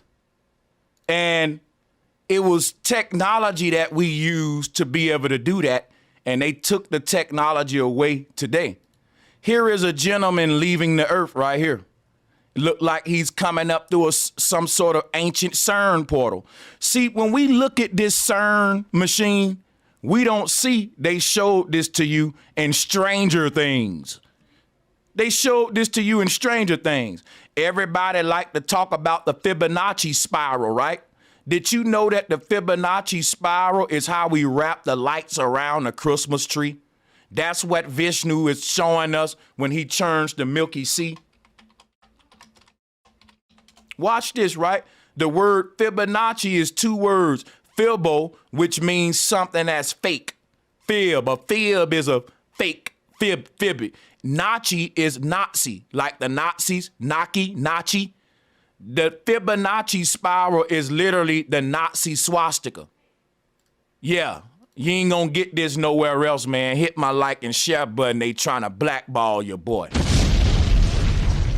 Check this out. This Fibonacci spiral is the knowledge and secrets of life and creation. Don't you know that this was the swastika? Don't you know that this Fibonacci spiral, it literally became the symbol that they use for CERN? Yes, the CERN logo ain't nothing but a modern day swastika spiral. Oh my God! Why did you curse it with Hitler? Because he was saying what Tesla saying. See, Tesla had these same symbols, spirals, mushrooms, tower, and they knocked his shit down and stole his patents and wrote him out of history. Who else they did it to? That mad dude from Germany with the ugly mustache. You know, the Fuhrer. They damned his symbols and his tech and then turned around and used it on everybody. The swastika ain't nothing but a concept of how we can create a vortex to see the other side. They didn't want people talking about that in the 40s. They didn't want the world on that during Tesla time when they was dumbing them down. So they had to silence that. And when they ready to bring it out, now we see these same symbols coming back up and the same conversations. but it's okay now. So my thing is, fibble mean fake, something fake.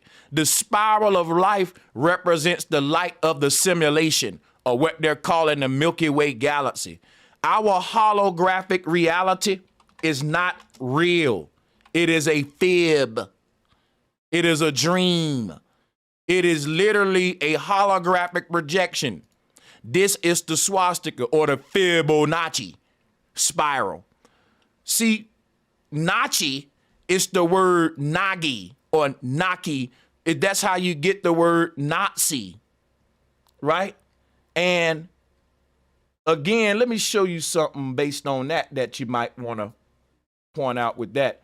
Here, a little etymology for you. If you rearrange the word Nagi, you can get Gani or Jani, which is genie. The genie inside of the lamp is a spiritual system that used to teach you how your soul got trapped in a simulation. You're a genie in a lamp. And as they rub the lamp, we grant all their wishes. Because the controllers live on the outside of the simulation. They just come into it to manage it. That's why we call them archons. They ain't bound to this world. So my thing is, you're a genie in a lamp, and the people on the outside of this lamp, they shake it up, they rub on it. It creates war, famine, violence, disease. And when that happens, they say, okay, for us to stop all of that, y'all need to do this. So when they rub the lamp, we grant their wishes. When they say global warming, pollution, disease, so everybody do this right now. You're a genie in a lamp, and when they rub it, they make it, we grant their wishes, dude. It's that simple.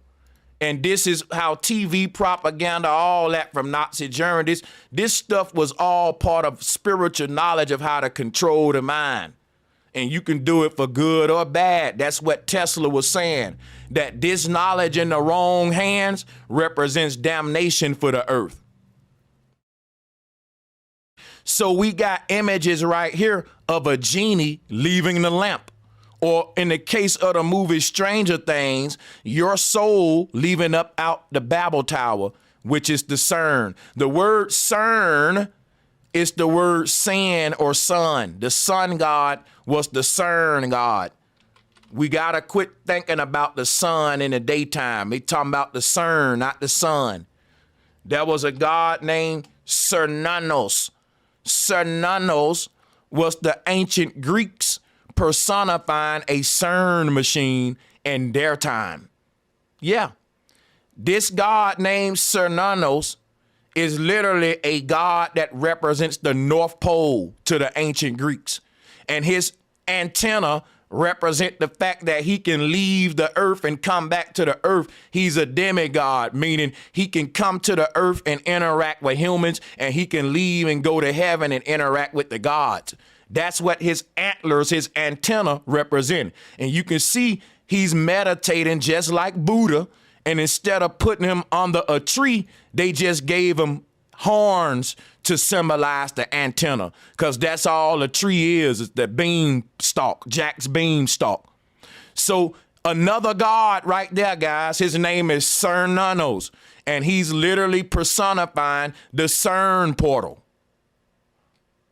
CERN technology ain't new.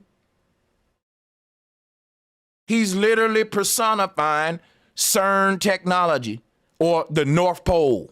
That's what this god represent. Go read about him. He represent the North Pole. His name is CERN, because the 0 degrees is the portal out of here, right here, like I'm showing you. The Hebrews knew about it. When you bust up out of that thing, this is how you're gonna look. This is how you're gonna look. When they said we were born in sin, you were literally born in CERN. The earth is a big machine, and when you bust out of it, this is how you look.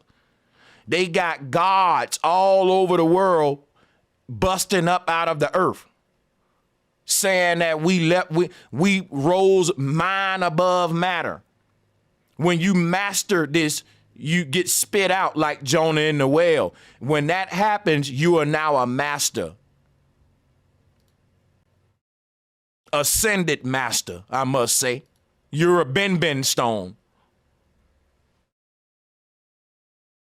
So, talking about aliens and green men, yeah, that stopped us from talking about the true knowledge of the Celtic, what the Celtics were telling us about the green man. The green man is the aurora. When your soul becomes a serpent, it becomes a green streak of light that's getting sucked into a black hole. They call it spaghettification. Because if you think of a bunch of spaghetti noodles hanging out of my mouth, they all gonna point to different directions. But when I suck them in, they all gonna unite right here and become one, like, pause. But sucking in a bunch of noodles into your mouth is what they call spaghettification, or all of these streaks of light being sucked into that hole at the middle of the earth. Or this becomes the hair of Medusa's head with all the serpents on it. But, Medusa's head with all them serpents on it, she's personifying the great whore, the Babel Tower right here. Because they started to personify this technology. The Great Mother represents Mount Meru. They turned her to Mary, but the name Mary is literally a mountain called Meru. And I can show you that. Watch this. I built the collage to show you that. Check it out. That way I don't got to do a lot of talking. Meru is Mary. And now when I say that, it'll make sense to you because I got the collage on the screen. You see how Meru is Mary? So like I showed you earlier, we can see that the Pharaoh is being born out of a tree. Look at the Pharaoh right there in the top right corner. They said God spoke as a burning bush. The Pharaoh was called God in his time, and he is the burning bush. Look at him. The Pharaoh in the day would visit the earth from other times. Yes, the Egyptians weren't aliens. They were humans just like us that cracked the codes of time travel. So when we see the Pharaoh coming out of that tree, they turned that into the virgin birth. Mary giving birth to Christ. But Mary is personifying a tree called Meru. And the birth of Christ is the conception of the soul in this simulation. Right? Because before you was born, you was conceived. Your conception was immaculate. That ain't got nothing to do with your mama and daddy. That's got something that your mom and daddy didn't make your soul. What allowed your soul to manifest itself as an avatar in this realm was Meru, or Mary, a sacred portal that connects the heaven with the earth. So you were born through Mary, and that didn't require no daddy skeeting nut. That was an immaculate conception. Then when your soul got into this realm, it chose its parents. It used the law of attraction to bring them together to meet each other, to open up the portal for it to be born. It knew which two people had to come together for it to manifest its good. Every action is connected. Your mama had to meet your daddy. It's all fate. They couldn't escape each other because you were written into the future. That's what I'm telling y'all. The Pharaoh was like Christ when he said, I will be with you until the end of the ages. What that mean? He was a time traveler. I can show you pictures of Christ busting up out of the same portal that the Pharaoh busting out of. Y'all call it the Vesica Pisces. Lord have mercy. You don't know that Jesus is a damn time traveler, and that Jesus, just like Moses and a bunch of more people, they had unlocked the secrets using technology. Today they got y'all calling these dudes miracle workers. No, they was just technology users of their time.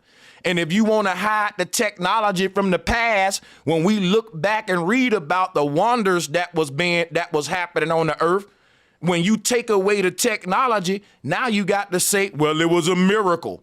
It's a miracle. It wasn't no miracle. They don't want you to know we ain't doing nothing new under the sun. What do we say Santa Maria.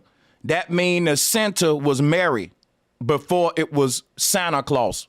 So Santa Maria. Why do we say the word Santa with Maria?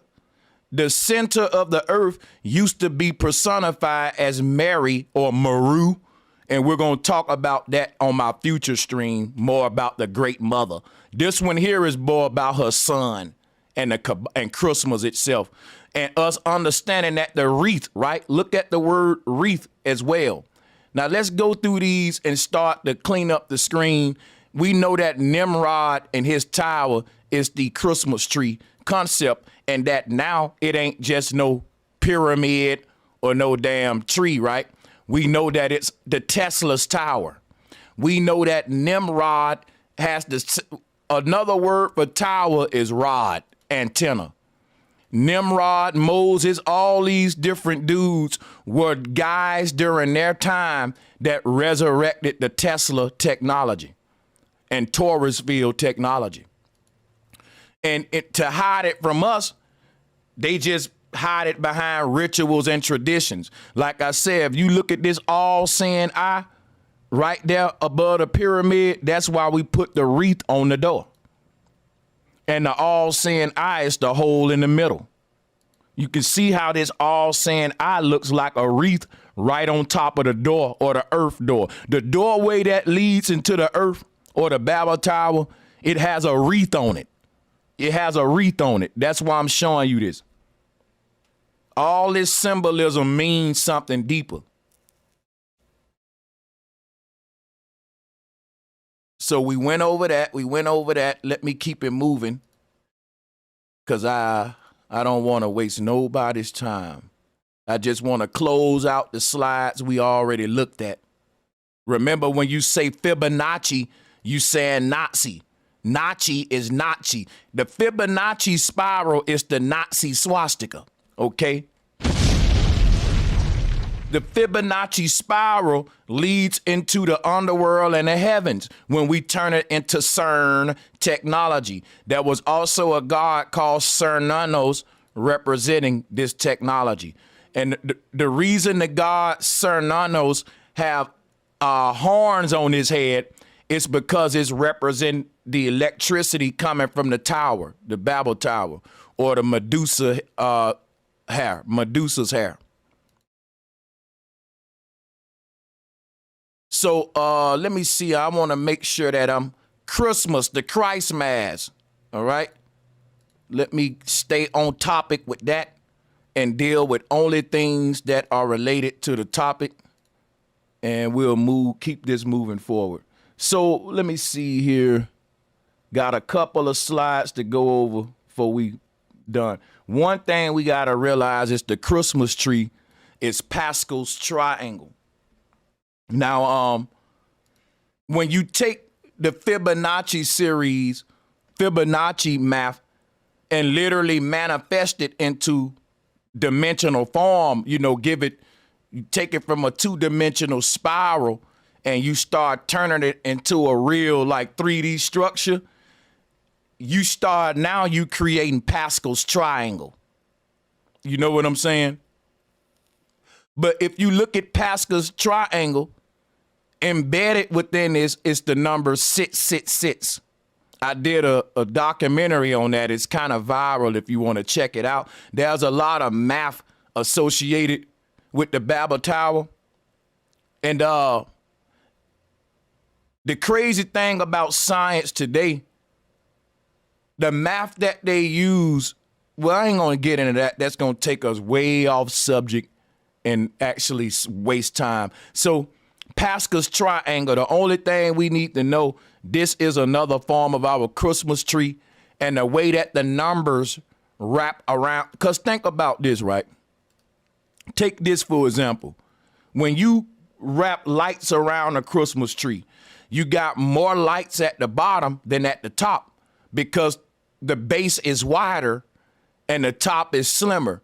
So when we wrapping the lights around a tree, we got more lights at the bottom than the top. Now, the crazy thing about this Pascal's triangle, all of the lights on the tree lead to the brightest light at the top. The concept of the tree is that you have more lights at the bottom than at the top, but the most brighter lights are at the top, meaning since the bottom lights are very dim, we need more of them. The dimmer they are, the more of them we put together. The brighter they are, the less we pair together, all the way up the pyramid till you get to the brightest one at the top. It's just up there by itself. That would represent 0. And all of the numbers below that one would be the integers being born from 0. -1, -2 going to the left, +1, +2 going to the right, all the way into infinity, left and right, but from the center,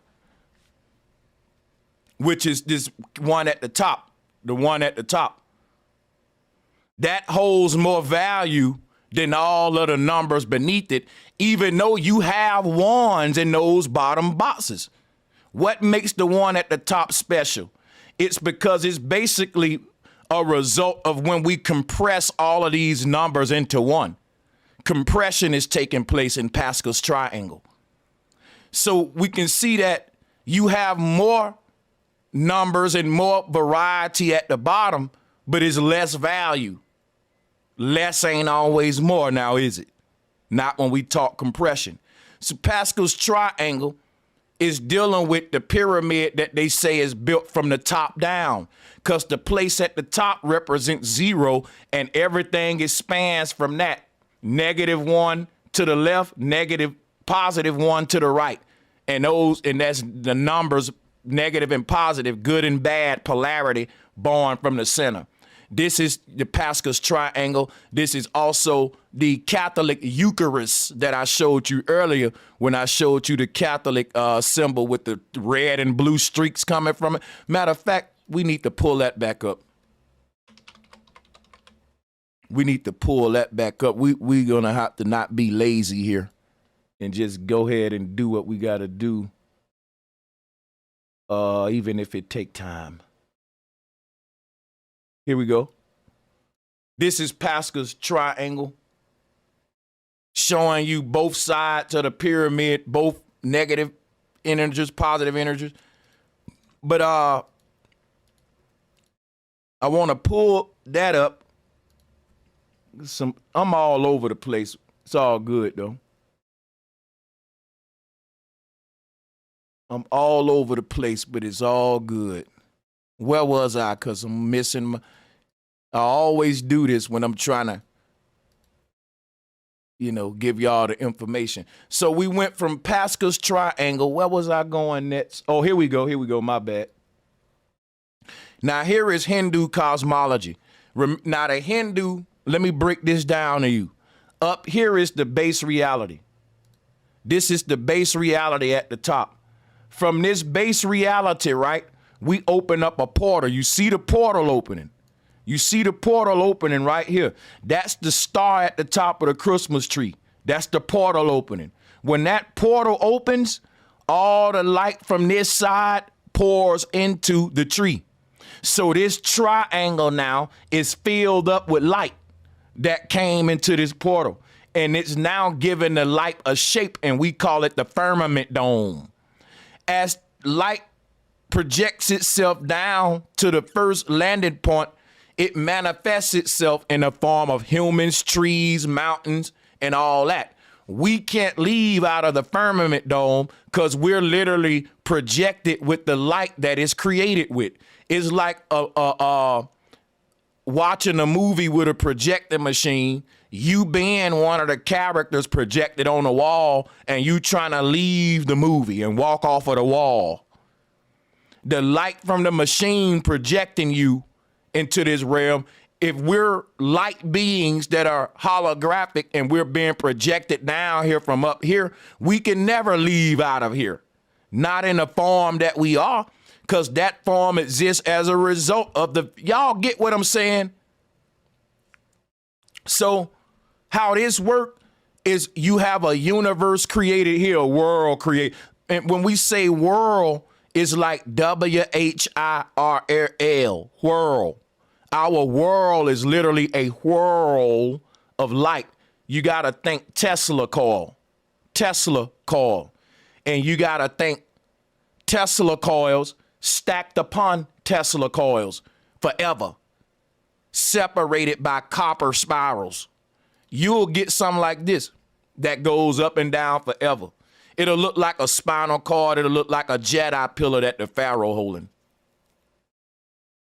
Because if you look at what happens when light expands, it makes this particular shape. Let me show you. Yeah, when light reflects, check that out right there. That's how it looks. Let me see if I can find another one. Here's another one. Look at your Christmas tree. Who can see the Christmas tree? Drop a one. Who can see it? Drop a one. Because look, when light come, all of these little like illusions that you see with colorful bubbles and all that is not real, man. It's all refraction and reflection that's coming from the emanation of light. Like, I'm showing you what it's like to be inside of a Christmas tree and looking up at the star on the top. You see it? This is the star at the top of the Christmas tree. And then here go your tree now, projecting out. And all the colorful lights wrapped around it, different. You see there? It's talking about the Big Bang, the expansion of the canopy, the creation of the universe. But now we just use it to buy gifts and make corporations rich. If you look at all of these little circular planes, those are planes of existence, dude. We are literally walking on reflected dielectric. These planes we're walking on, calling the ground, ain't even physical. They ain't even, we're just holographic projections. We'll never unlock these secrets. The sun is taking the path of energy in a Tesla coil around a pole. Check this out. This is the Christmas tree concept with the light at the top. Talking about continued projection. That's your spinal cord, the Jedi pillar. Here go your Babel Tower Christmas tree right there. The projection of light. See? Same thing here. Christmas tree, the projection of light. There go the big bright star at the top of your tree. Look at there. See? This concept of Christmas ain't something that we practice every December 25th. This is everyday truth. We just haven't been taught it from this perspective. That's why I designed today's broadcast the way that I designed it. If you're enjoying the information, hit the like and share button, hit the Cash App. If you want to make a Cash App donation, just ask any of the moderators for the Cash App link, and they should be putting it out there throughout the show. Appreciate the mods. And don't forget, guys, too, let me take a quick minute to remind you real quick that we got a important event coming up, a powerful event. Saturday, December 30th, 2 p.m. Pacific time, Bro Sanchez versus Let's Vortex. Is hip-hop our true culture, or is it a result of social engineering? It's gonna be lit. Get your tickets. The link is pinned to the top of the chat, or it's at the top of the video description area. People, when we look down this CERN portal, don't you know you're looking into the Fibonacci spiral? You're looking into the Fibonacci spiral. You're also, when you look down this CERN portal, this is what our universe is. It's a bunch of CERN portals stacked on top of each other with one spiraling your light into the other one. All around the sides of this CERN portal are like mirroring technology. And what they're passing two signals, one is spiraling in a clockwise position into the middle of the machine. One of them is spiraling outside of the thing and going outward. So you got two currents, and this is like a stairway to heaven, right? And it's like a roulette. You know, when we play roulette, how the ball goes around. These two currents are like a roulette ball going around this thing. And this is how your pineal gland, your soul, leaves the earth. Let me show you. When your pineal gland, I gotta quit calling it that. When your soul leaves your body, let me show you something. Your soul will take the same path of the sun to get home. Watch this. When your soul leaves your body, it'll take this same path. Boom. When this little white ball leaves the body, it takes the path of the sun. Now, are you thinking of that roulette table? Because the white ball is the soul. And this is basically roulette. The white ball, where it lands, you are born into that that particular location on the map. For example, right? I was born in Alabama. That's where my energy manifested. That meant, right, I was a roulette ball. When I was dropping into this world, my energy was spiraling around as it dropped down. And when my energy finally dropped and hit the ground, boom, it just happened to be in Alabama, my mom and dad right there. And so imagine a roulette ball landing in one of these squares. And you asking a person, where was you born at? And they show you where that ball dropped at. Every New Year's, we do a ball dropping ceremony. That's talking about the fallen angels. Yeah, I told you I'm going to break down the whole holiday for you. I got you. Don't worry.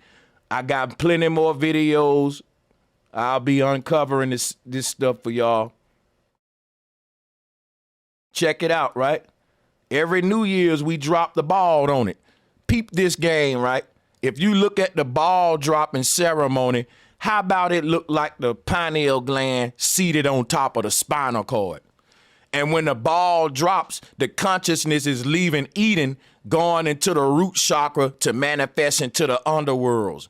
And it got to work its way back up to the crown, the original self at Eden. The ball drop, the ball rise. When the ball drop, that's Jesus coming to the earth. When the ball rising, that's Jesus leaving the earth. This story is told through Sisyphus in Greek mythology. Yeah, let's get it. So like a roulette table, your ball, your soul takes the path of the sun when it enters and exits. When it land, it supposed to be where it's like that roulette ball land on one of them numbers. That's coordinate points on the earth. That's where you're born at a certain time. That's where your ball dropped at. That's where your new year began. New Year's ball dropping. I'm showing you the symbolism. So like this CERN machine is really acting like a roulette table, basically. But the objective ain't to drop the ball to be born anywhere. It's basically to act like a borehole to basically drill up through the veil of reality.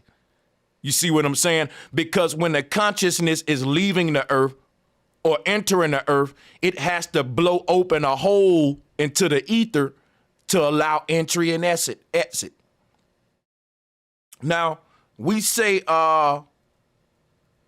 when we say sesame, when they say open sesame, you can take the word sesame and make it to the word masses, mazes, Moses. Moses opened up the sea. So amasi is sesame.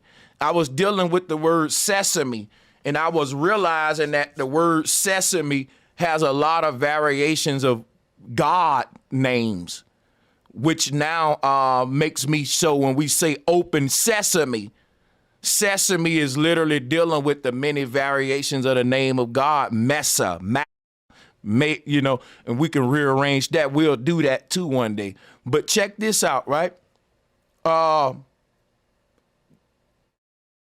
When you say Amasi, Amas, that's going to rearrange the sesame, the name of the North Pole goddess. Now check this out, right? This CERN machine is a spiral staircase that is projecting light particles. How is it accelerating these light particles? Through a mirror matrix. These are some of the most advanced mirrors you want to know about, people. The mirrors on it. Yeah, all of these little square cubes you see, they're like some sort of advanced mirroring technology. And that's what I'm telling you about mirror. Everything is projecting. So you got this light beam or particle. It has a starting point, and then they accelerate it like you dropping a ball on a roulette table, right? The roulette table is already turning before you drop the ball. And that's to say that the mirrors are already projecting before we put light onto one of them. Because what's going to happen is this. Once I introduce light into this mirror matrix, and I don't know the whole technology behind CERN, I'm just giving it on a whim with my ancestral knowledge. But what I can see is some sort of mirror matrix to accelerate the light particle by basically reflecting and refracting it in a Fibonacci spiral. So you'll take a beam of light, right? And you got these mirrors angled in a certain way where that light beam will reflect itself all around its thing all the way until you basically bouncing light from the outside to the inside. And how that looks like is when the light is moving around this side, it's also moving around this side, giving you that yin-yang 6-9 look, because it's reflecting itself on each side of the wall, meaning if the light is being projected on this side, it's also over here, but since the mirrors are opposing each other, you get this 6-9 effect. So when the light over here is spiraling into the center, the light over here is actually spiraling outward, but it's the same light beam. Now they telling you that it's two different light beams, but it's not. It's one light beam that's being split by a mirror house, just like what happened to you. This happened to us, y'all. This how we got into the simulation. I'm going to show you how to look at this from another way to understand it. Watch this. Let's say you got a person climbing this staircase, right? The higher they go, the lower their reflection is going to go. 6-9. Because our universe have a polarity split, everything you doing right now, there's an opposite you doing just the opposite right now. There's a whole version of you that's a opposite, the contrary to what they calling Satan. That's the body, which is the photo. So my thing is, it's this polarizing thing to where as the soul rise higher, the body falls lower. And how that play out to us is when we're feeding our soul, we care less about our body. Like you see a monk in Tibet, he don't care about makeup, beauty products, fashion name brands. He just thinking about some spirit shit every day. He throw his little robe on. He ain't wasting time catering to the body. Every second is used to about him feeding the soul. So my thing is, the more we feed the soul, the less we feed the body. This turns into a form of fasting that you notice the most spiritual a person they start getting control over their eating habits and bodily things too. So when one thing is resurrecting, the other one is dying. And the body you can feel that when you waking up too. You can kind of feel this parting from the physical, from the body, from even when you talking to friends and all of their conversations is about material shit. And you like, should I go spiritual? Should I wake them up? Or should I just keep my mask on and play my dumb version so I don't look like the deep guy? Right there is the death of the body. That the body now can't participate in material conversations and have fun no more because ignorance is bliss. You killing your body because you can't even show up with a conversation with everybody else in their body and talk about secular stuff.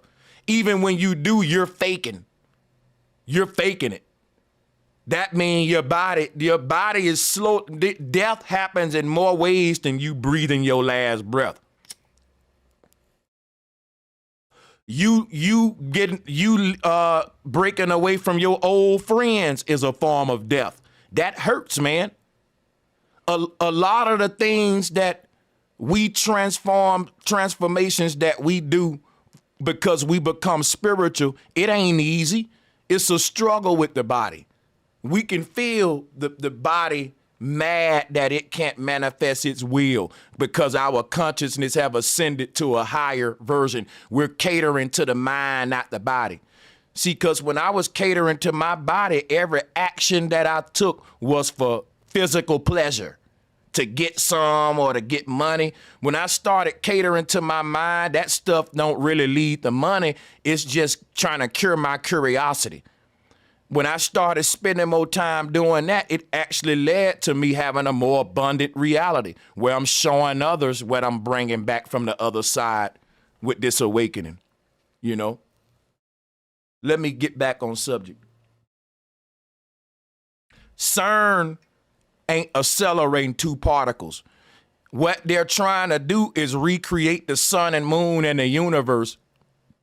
If you look at this chart, this is the DNA symbol. You got the sun ascending a certain way, clockwise or whatever, and then descending in the opposite way. And you got the blue line and the red line. It creates this DNA stairway case. That right there, the path of the sun and moon right there, is what I'm showing you, this spiral staircase, the step pyramid. This is why they built them pyramids all over the world. Because they knew the path of the sun and moon. They studied the stars. They turned it into a step pyramid without a capstone at the top. So the thing about the universe is that they had a lake surrounding these obelisks, just like in DC. And what that is to show you how the earth works. When you're climbing up this thing, you're also climbing down. In other words, you got to manifest your greatest versions in both polarities. Your greatest evil version is trying to be the most evilest, greatest devil it can be. And your God version, good version, is trying to be the purest, positive creature it can be. So you got the most high and the most low. And the more you learn to ascend your consciousness, the more you're going to dive deeper into the knowledge of evil too. Which means as your good self ascend to heaven, your bad self going to descend to hell. Everybody go to heaven and hell when we die. That's what this, what they call it, a hyper, what they call it. Let me pull it up. I got it down here. They call it tetrahedron.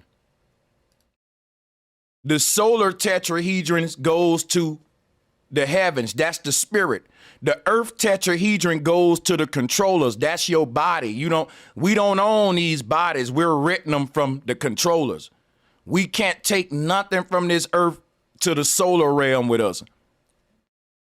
To the realm of the solar plexus, the platonic realm, because that ain't a physical realm.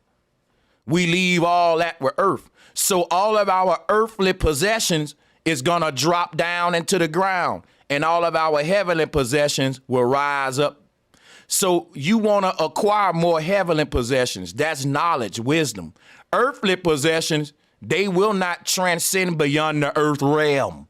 But the heavenly possessions, you take that with you. You might can't take your Ferrari, but you can take the wisdom of how you got that Ferrari with you. And you will always be able to get another Ferrari in every incarnation because you know the wisdom of how to be rich.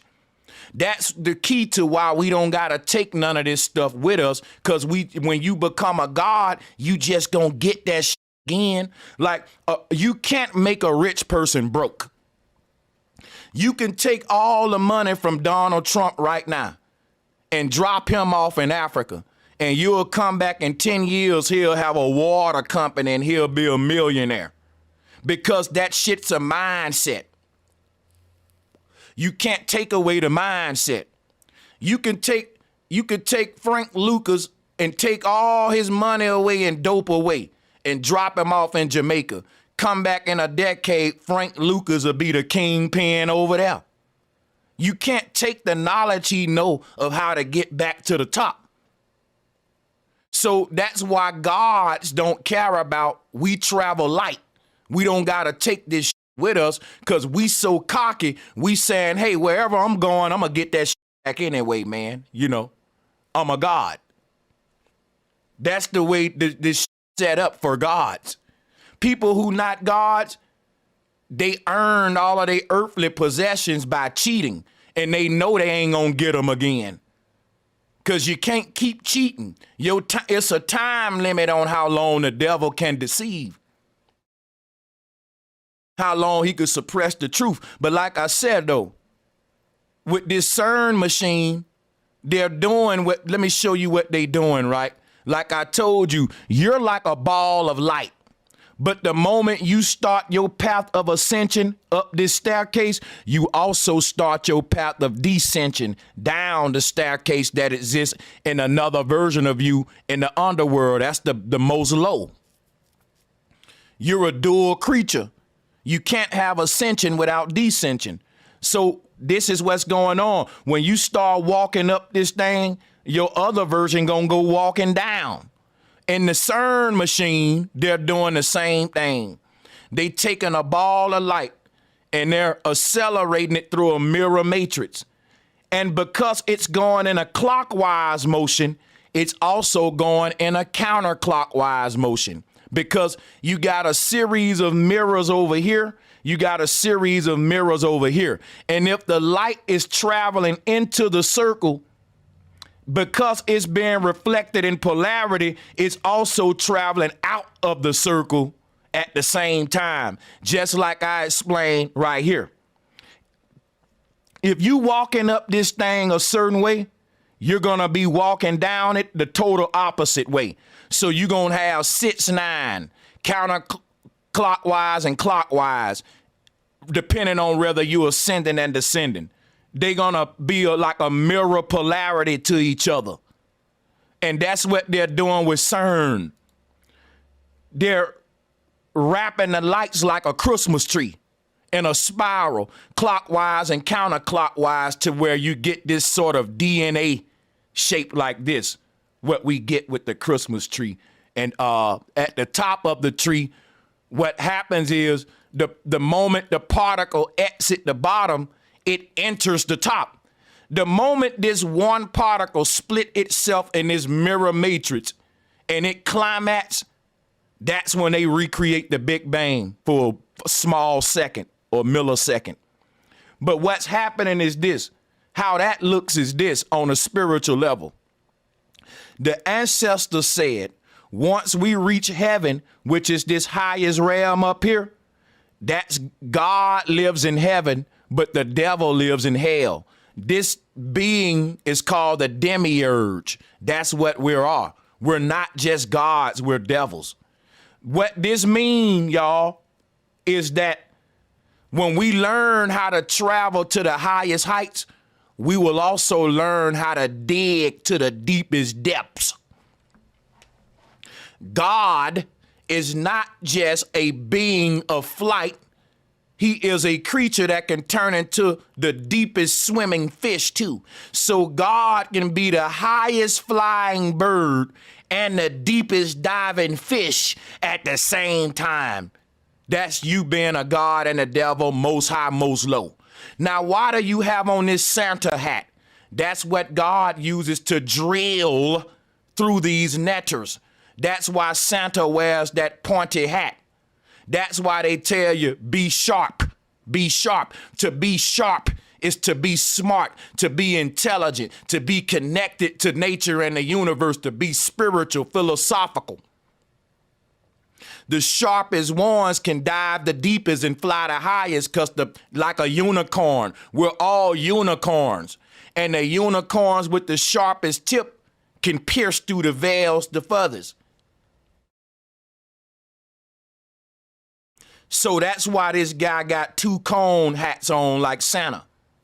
So this is to say that if I learn how to create technology that can drill to the deepest depths of the earth, I'm also learning how to create technology that can travel to the highest heights of the heavens. Because the same problems that we're faced with when we try to dive to the deepest depths of the ocean are the same problems that we're faced with when we try to leave the earth and cross through the Van Allen belts and make it through the highest heights of the heavens.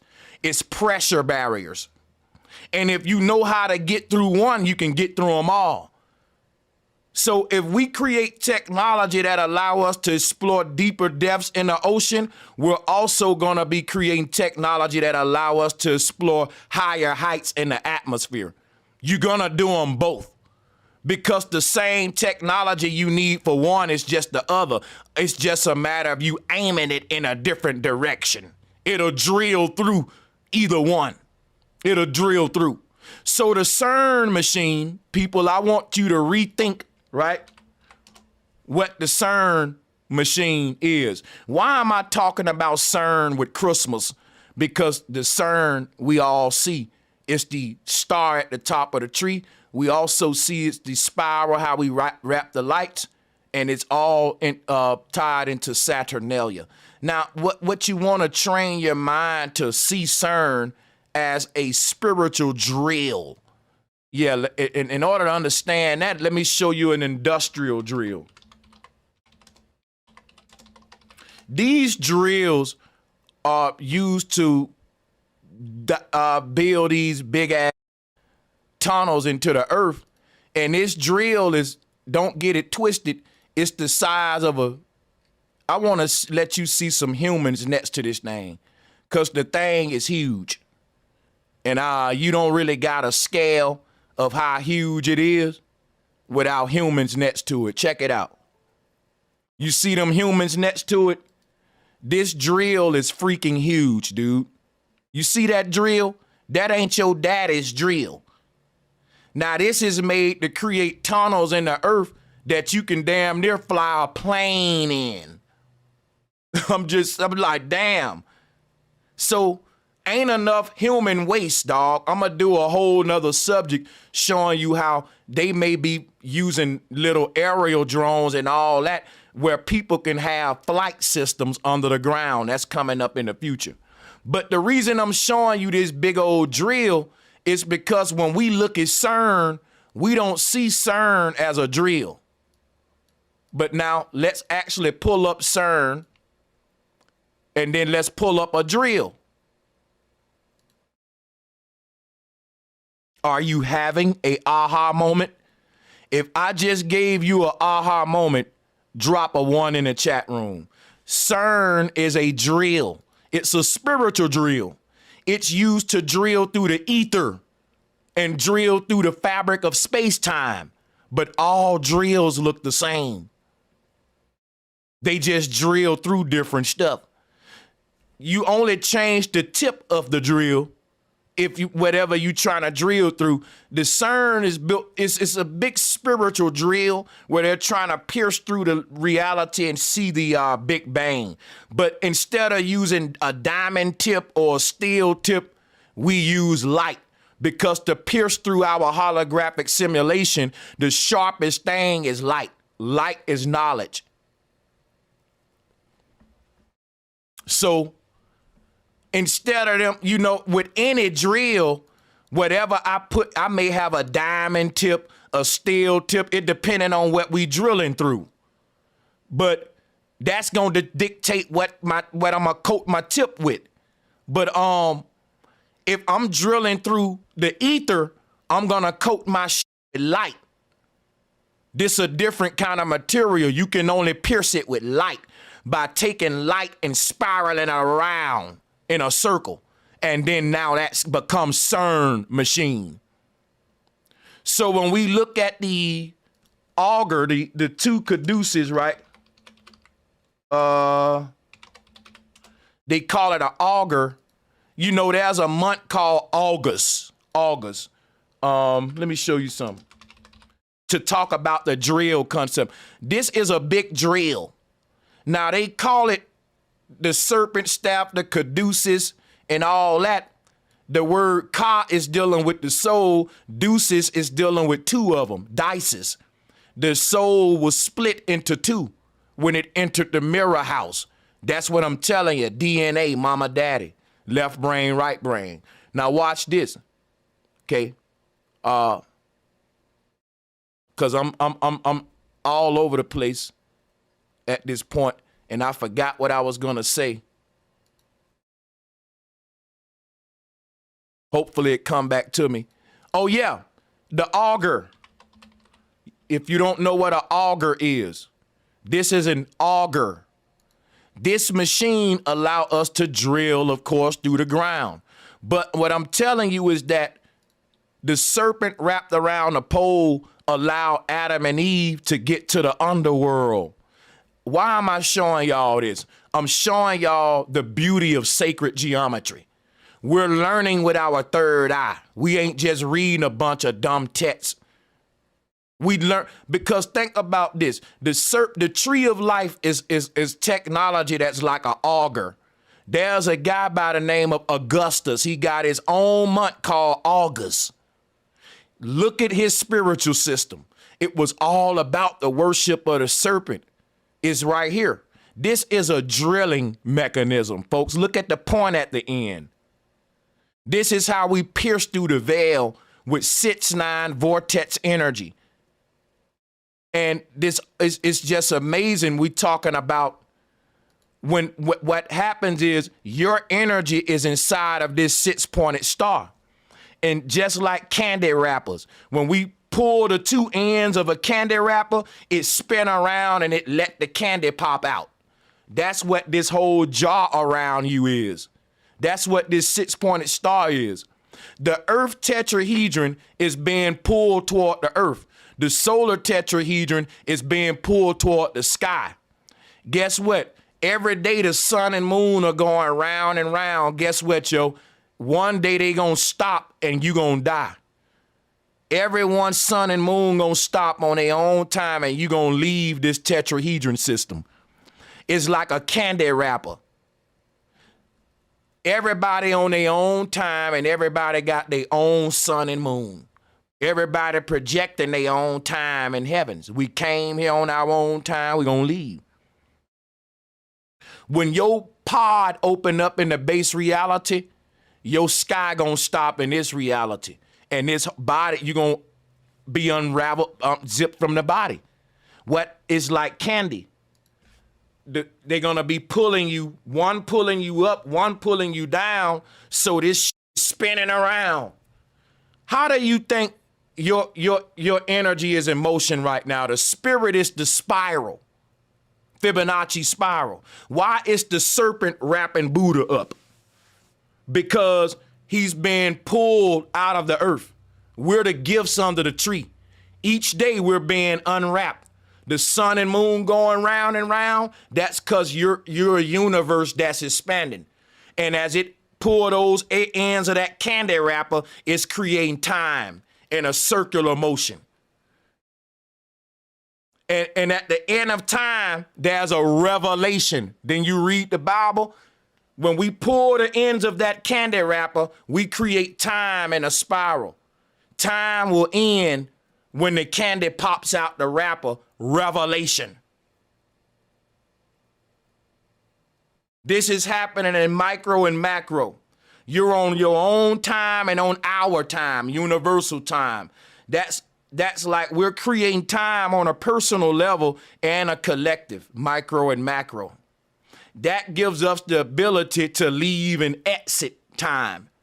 That's talking the collective time. We're always on our time, meaning if you leave this earth right now, you're still on your own personal time clock. When you come back to this earth and look at a clock on the wall, that's talking collective time that we're agreeing on in this simulation.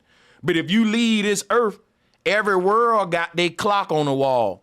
But if you're a time traveler, you ain't bound by none of the clocks on the wall. They're just gateways in and out of different time periods that's separated by reset moments, where this same concept is destroyed and rebuilt, or destroyed is reborn over and over. This creates time in sort of a ripple-like pattern in cycles or circles and ripples, each one separated by the creation of time and destruction of time, because time is an infinite loop that constantly repeats itself with the past and the future. And where the past meets the future, time ends and re-begins. Time is a paradox, because time starts where it ends. And every time it reached that point, we call it what is a reset? A reset is a paradox, because when a reset happens, death and births take place at the same time. At the same time, you have death and birth, a cycle, a rebirth, a reset. That's the paradox of life. There's so much to learn, brothers and sisters, about the mysteries of creation, the spirit, what we are, why we are, how we are, where we are, all of that good stuff. But we can't learn it if it's hidden behind tradition. So what I want y'all to take from today's stream is that we partake in a lot of symbolic gestures and behavior that hide the very advanced truth behind simple learned behavior.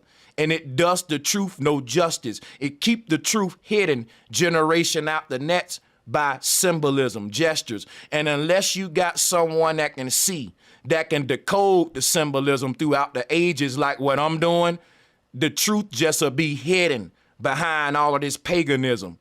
I want to be the one to play my part and let the ancestors speak through me, and let the original concepts of these symbols and gestures live on. May the original meaning of these symbols live on. May they trump the modern pagan practices that keeps the world in bondage, keeping the corporations rich with pagan festivals that don't serve the people. Everything I just broke down here today concerning Christmas has everything to do with you, your soul, your journey in the universe, and nothing to do with corporations and gifts and pagan practices that mean nothing to us.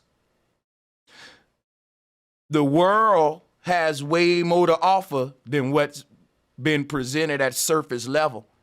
You got to be willing to go behind the veil, and that's exactly what we do over here.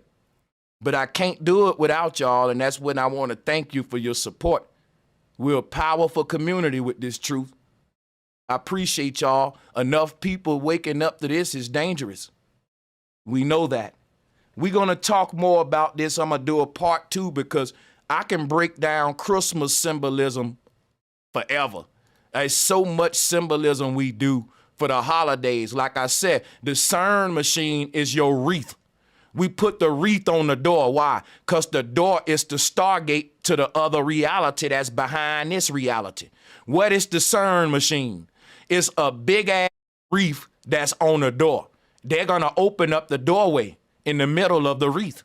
That's the portal into the realm, another realm, piercing through the veil.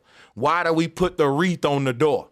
I just showed you. It's so much more I can show you, but I ain't got a lot of time, so I'm going to do a part 2, and I'm going to be giving you Christmas symbolism unlike anybody else because I'm syncing this to stuff that don't nobody else want to deal with. So because of that, hey, more for me. It's good to be the voice of the ancestors. Yeah, I get laughed at, but I'm in my own lane, and it's like, okay, I'm loving it, man. You know, like I said, y'all go to the Statue of Liberty, a blue god with a bunch of spikes. Is right here, man. This is the technology of Babylon that our ancestors said was an abomination. They even went so far as to say, don't reinvent the wheel. They was talking about this right here, Ezekiel's wheel. We're going to talk about it. I can't, I got to get out of here because I got a booking. But I can't wait to come back and just be on the lookout. I'm going to put this stuff schedule it for a countdown time. I got one coming up about the great mother, Maru and Mary. That one will be coming up on Thursday, 1:30, 21st, Pacific time, Thursday, 1:30. And I'm going to plan some more. I'm going to keep this theme going with New Year's and Christmas all the way to in January. Because this knowledge of the New Year's and the holiday and Christmas is so much that I can teach y'all with this, man, for hours on end with the symbols, yo. And I got folders. I got hundreds of thousands of folders and slides and hard drives everywhere. I love to open them up and just share stuff and go into this ancient stuff.